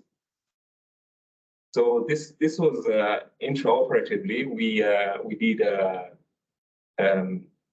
We decided to do a modified approach according to Wilson from the level of L3 to S1, going down, going oblique from the top, resected the L5 transverse process and also did a complete neurolysis of the L5 nerve root. And it was a disc prolapse. Yeah, and next slide, please. So the diagnosis and the pathology was a disc prolapse.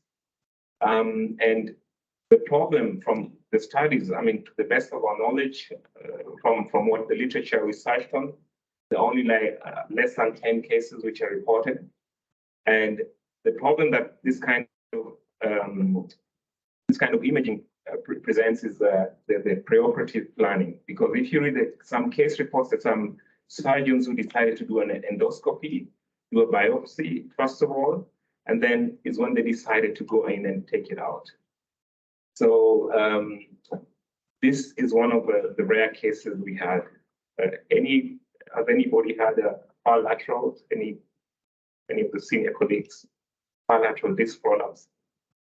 Yes, on top of the sacrum. The patient gained improvement after surgery. He got improvement. He did well. The pain was better, and the paresis also got better. And that's also reported in the case reports. Most of the patients did really well.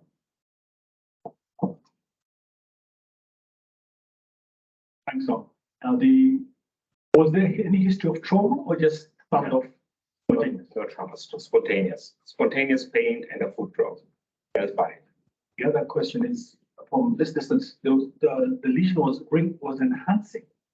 The discs tend to enhance. I've seen quite a few which enhance. They have they enhance on the borders, and sometimes they even enhance much more than just the borders. And we've had 1 or 2 or 3 cases where we thought it was a neurinoma, but that was in a normal location inside the spine, and it turned out to be a disc prolapse. So in this case, Yeah. you found that the disc herniation was within the substance of the nerve? Was Or not? No, without. It was Without, just okay, so what you have up there is a paper regarding an neural. Yeah, that's the other papers. The other papers which are without. Yours was extra. Is an extra. Yeah, there's another. I have some other two papers. Yeah, It's a bad choice. I agree. No, but then not that the bad. I other just want to two- be clear on what the methodology was, because Can we go back to the beginning again? an intraneural disc herniation is something I've never seen. I've seen intradural disc herniation. Extra. It was extradural bilateral. It was just sitting on top of the sacrum. Yeah, I had to drill some bony part of the sacrum to get the angle right to get it out. Yeah. So that's why I had to go from oblique from up going downwards. Yeah, so that was one of the rare cases. Yeah.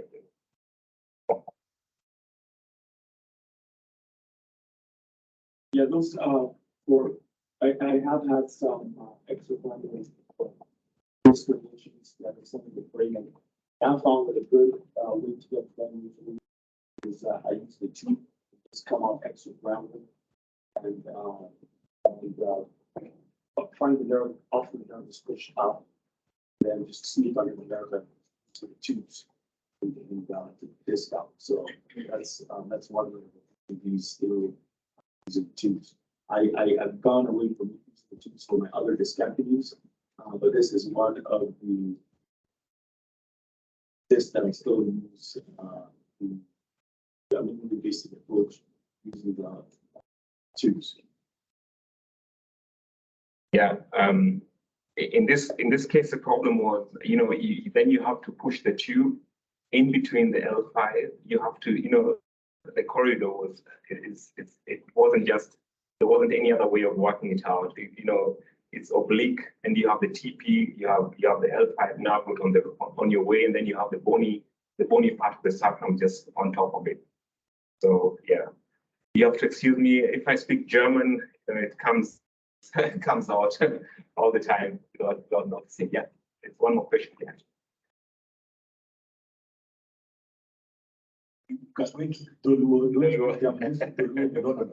Yeah. Do you routinely use neuromonitoring when you're doing this? No, for this case, no. But if the neuronoma is within the spinal canal, yes, we do neuromonitoring. Yeah. So next slide, please. So this is a case from Kisumu. It's not a rare case. They're actually pretty common, but I thought it's good to present this. It's 20-year-old female. She presented with chronic back pain, tenderness over the lower facet joints. She was neurologically intact. We did some facet blocks. She did well after the facet blocks. So it is actually, okay, the people stuff that it's said to be pathognomonic as well.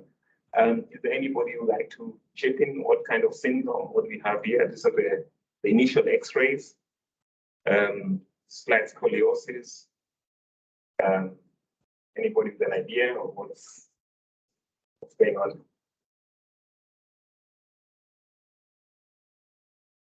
Transitional vertebrae. Just to give a tip.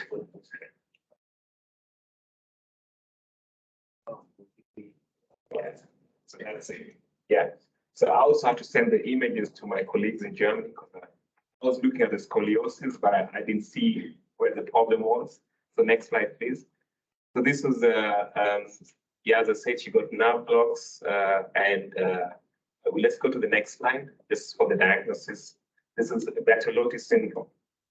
So it's associated with a lumbosacral transitional vertebrae with low back pain and sciatica, and the large transverse process of the L5 fuses with the sacrum. That's what we saw in the picture, and the result is scoliosis and the back pain. And the therapy we did on her, just go one slide back. Sorry for.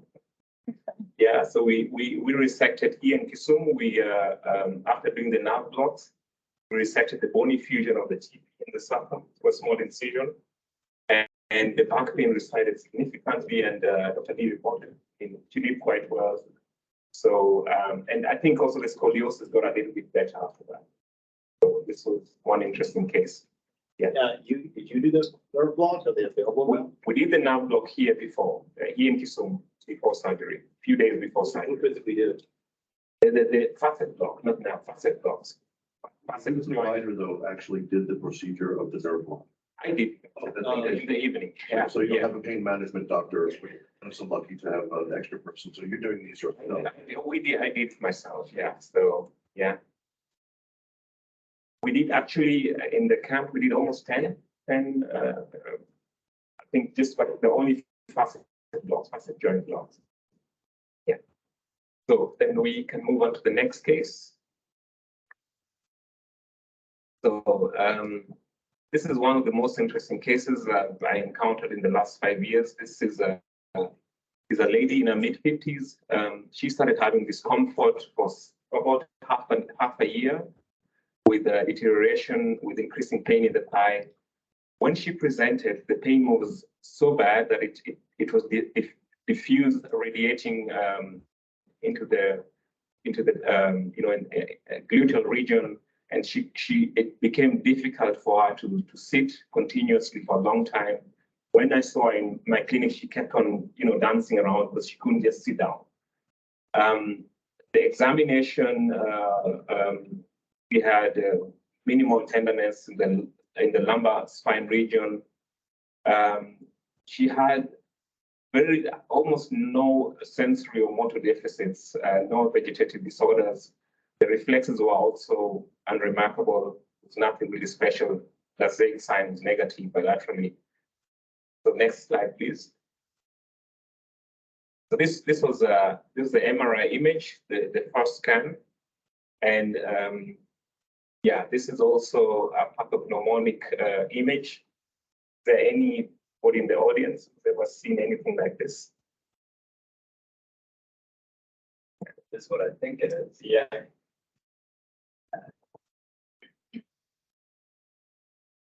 So this is an area where you can find, say, a myxopapillary ependymoma or an extraventricle, called fifth ventricle. Yeah. And so it looks to me more like the ventricle, like a syrinx. Is that correct? Yeah, I do.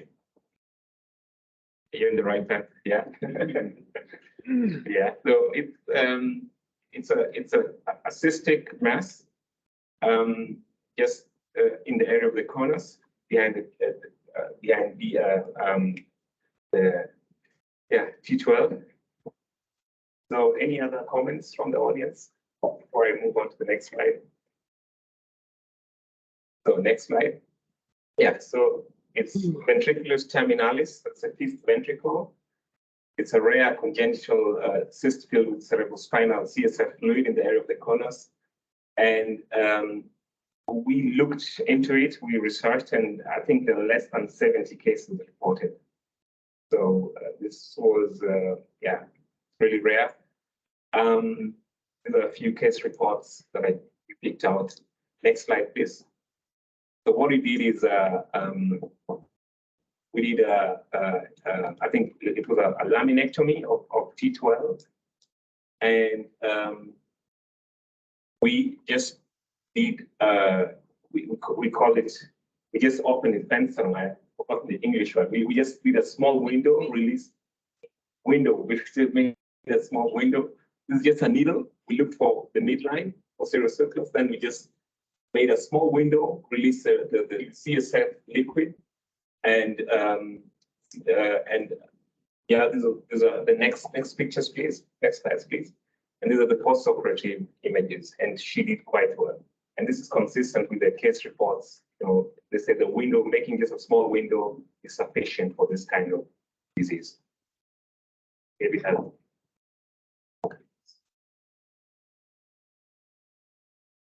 I had the privilege of doing one similar to that. A lot of one of our colleagues came, had a lot of back, and we just make a window. The system kind of delivered itself. So we were able to. She did very well. I think Rob has something. Does the cyst continue to accumulate? I mean, it's the cases are so rare. And from the reports that I saw, there was no recurrent. We also did that. Most of the patients are kind of elderly. They are about 50, 40, 50. So it's discovered really late. And I haven't seen any reports of any recurrence. And we did almost, I think she was followed 1 year afterwards. No recurrence. The MRI is 1 year out. This was about 3 or 4 months old. And then she came again after 1 year, and she was doing well. Another, getting neuroenteric cyst kind of presents similarly cervical spine. Another kind of tidbit you can do, especially Kisumu, I'll take some ENT tubing, make a little shunt out of that. Just kind of place it in there. That way, if it wants to fill up, it's a place to drain out. Yeah. And it's kind of, you just tack it up against the inside of the dural. Yeah. Keep it in place. Additionally, I do these. For the syrinx. Yeah, or for the ventricle. I'll with the ENT tube is really thin. Yeah. It's because the shunt tube is thick, right? Yeah. So it's really thin, it's like 2 millimeters wide.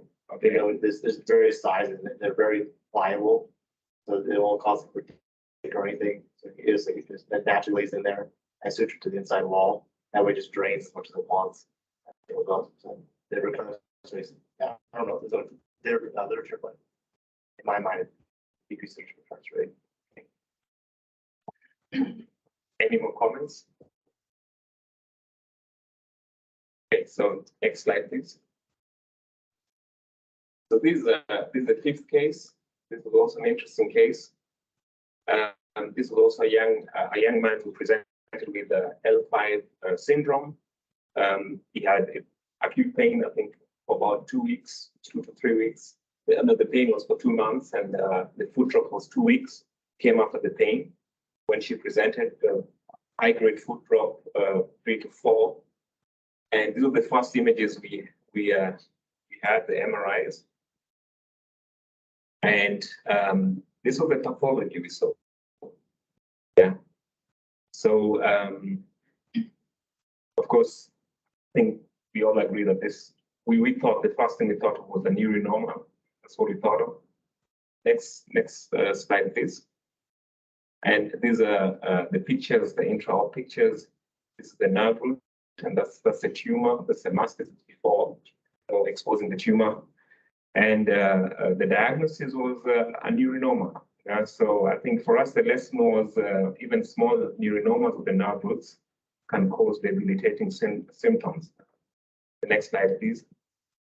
So, no, just go back one more, sorry. So the thing is that with this patient, he actually never really fully, the pain got better, but then the foot drop never got better. So he had to use a brace, the peroneus brace. And yeah, it was, I don't know if anyone in the audience, any colleagues have ever seen anything like this before.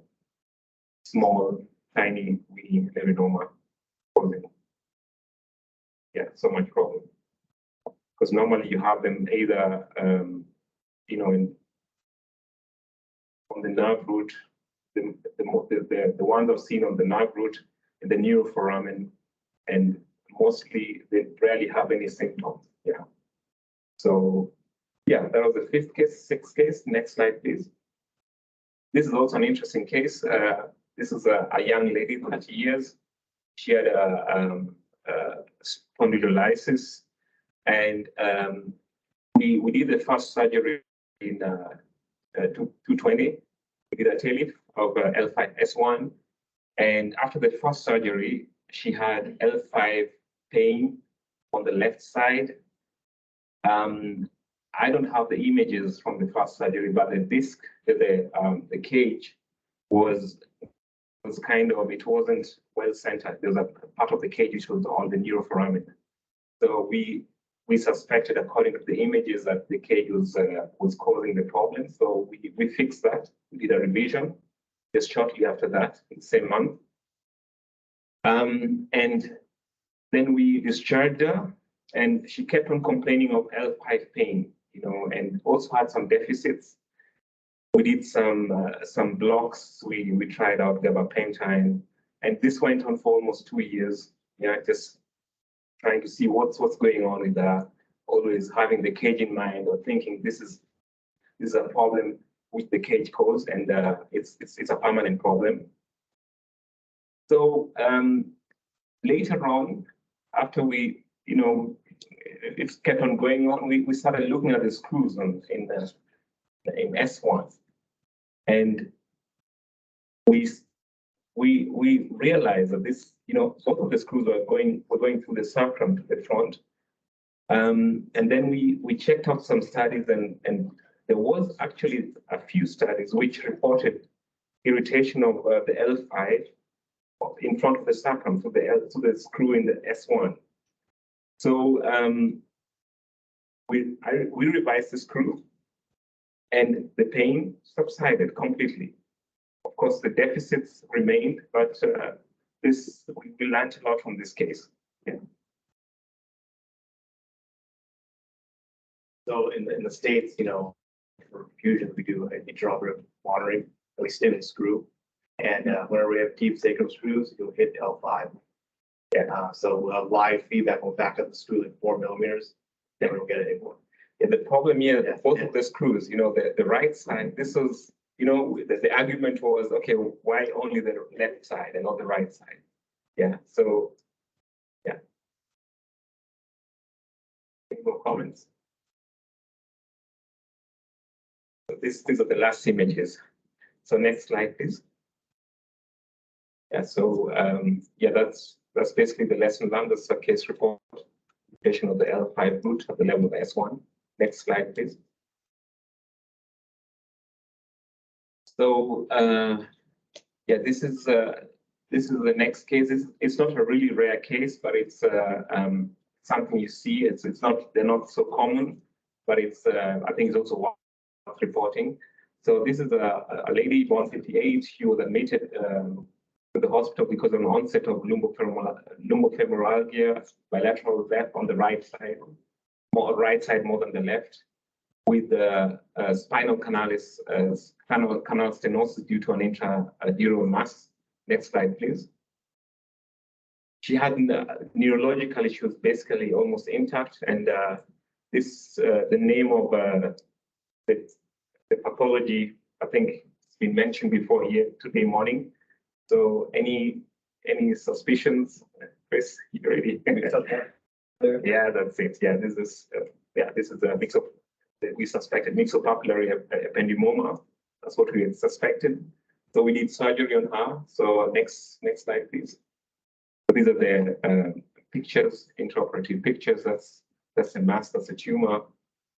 We resected it fully. Next slide, please. That's one of the reports. So it's not so common, but it's like I said, I think it's something worth reporting. Next slide, please. Yeah, so those are my cases. Then I'll give over to Dr. Shuk. She'll present the rest. I can make a very good comment. Yeah. Where were these procedures performed? In my clinic. So I do most of the procedures. Yeah. That's why I just want to comment that what this is a excellent sales pitch to get a microscope. I just want to make that point. None of these cases, could be done without, or they could, but certainly not with the expertise that you utilized. So, for anyone from the administration or local hospital, a microscope would be there's one or two excellent investment for the neurosurgeon. Yeah. Maybe done. All right. So thank you so much.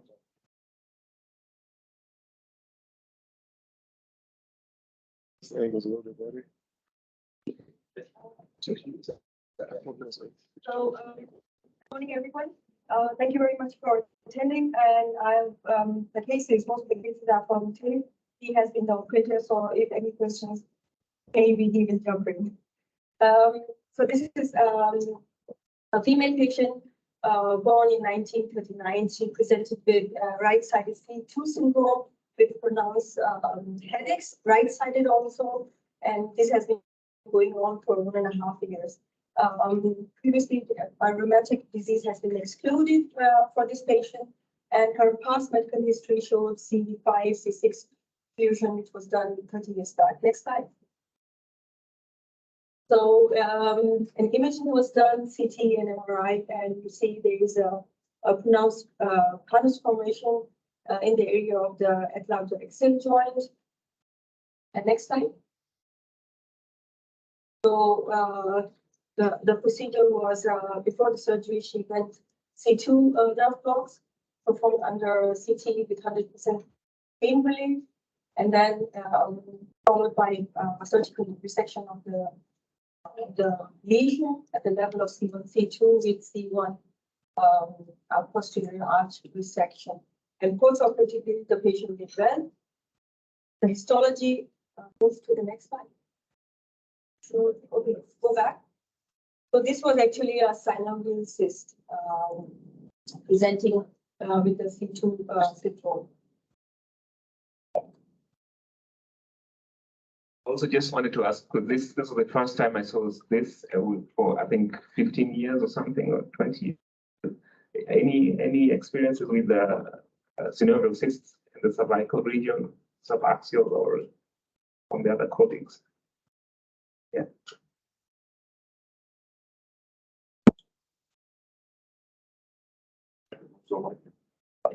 So with this, did you also use that segment?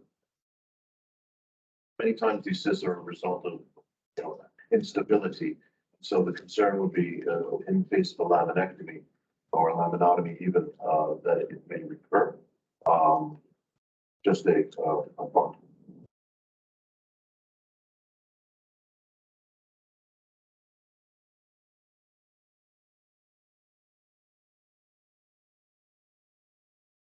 Question is with synovial cyst, is there any role for maybe ultrasound or CT guided aspiration instead of surgical? In the lumbar region, yeah, but in the cervical region, I'm not sure how that. But in the lumbar region, we also thought of endoscopic. I'm sure some of our colleagues have done it in endoscopy, but in the cervical region, no, not really. I think we don't have the space for that. I don't know if there are any other comments to that.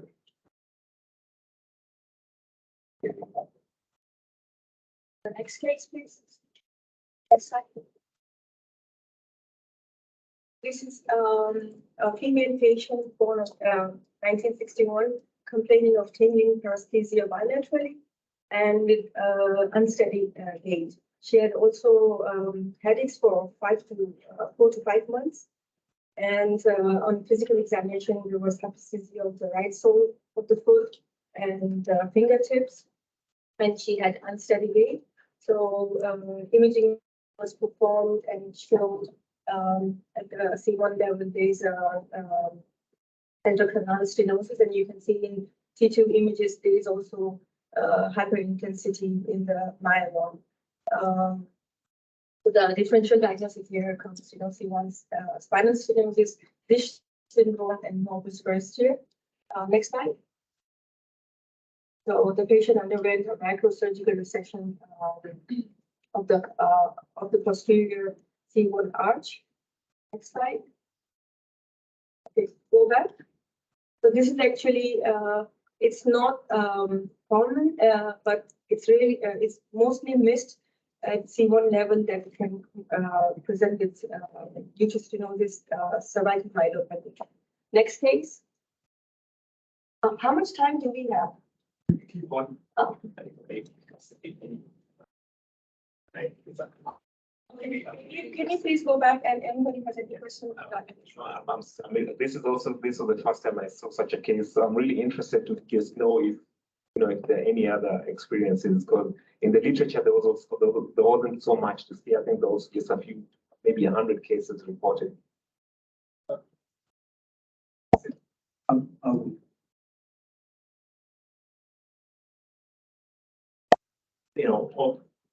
I've seen a bunch of these. It's very common. Especially the population is older and older, right? And then the whole case, it's tough to find the number because we don't record this. And every time you do, you don't do a case report, right? And I've had this experience of publishing a case report, something's a little off. They'll say we don't publish anymore, or I've been published. So unfortunately, case reports even like that. So white journal, red journal, neurosurgeons, they publish case reports anymore. Like, I think, World does still. Yeah, so you can't even publish case reports anymore. So it's harder for us as clinicians to see what's out there in terms of number now. It's just a limitation of literature now. So much publication. Yes, just to say, we did one with colleague, one with you, yes. We did one with colleague posterior question, and that compressed quite well. It was quite interesting because a lot of that was also part of the PANAS. It was quite tight, but once that was done, the patient did well. We went ahead and actually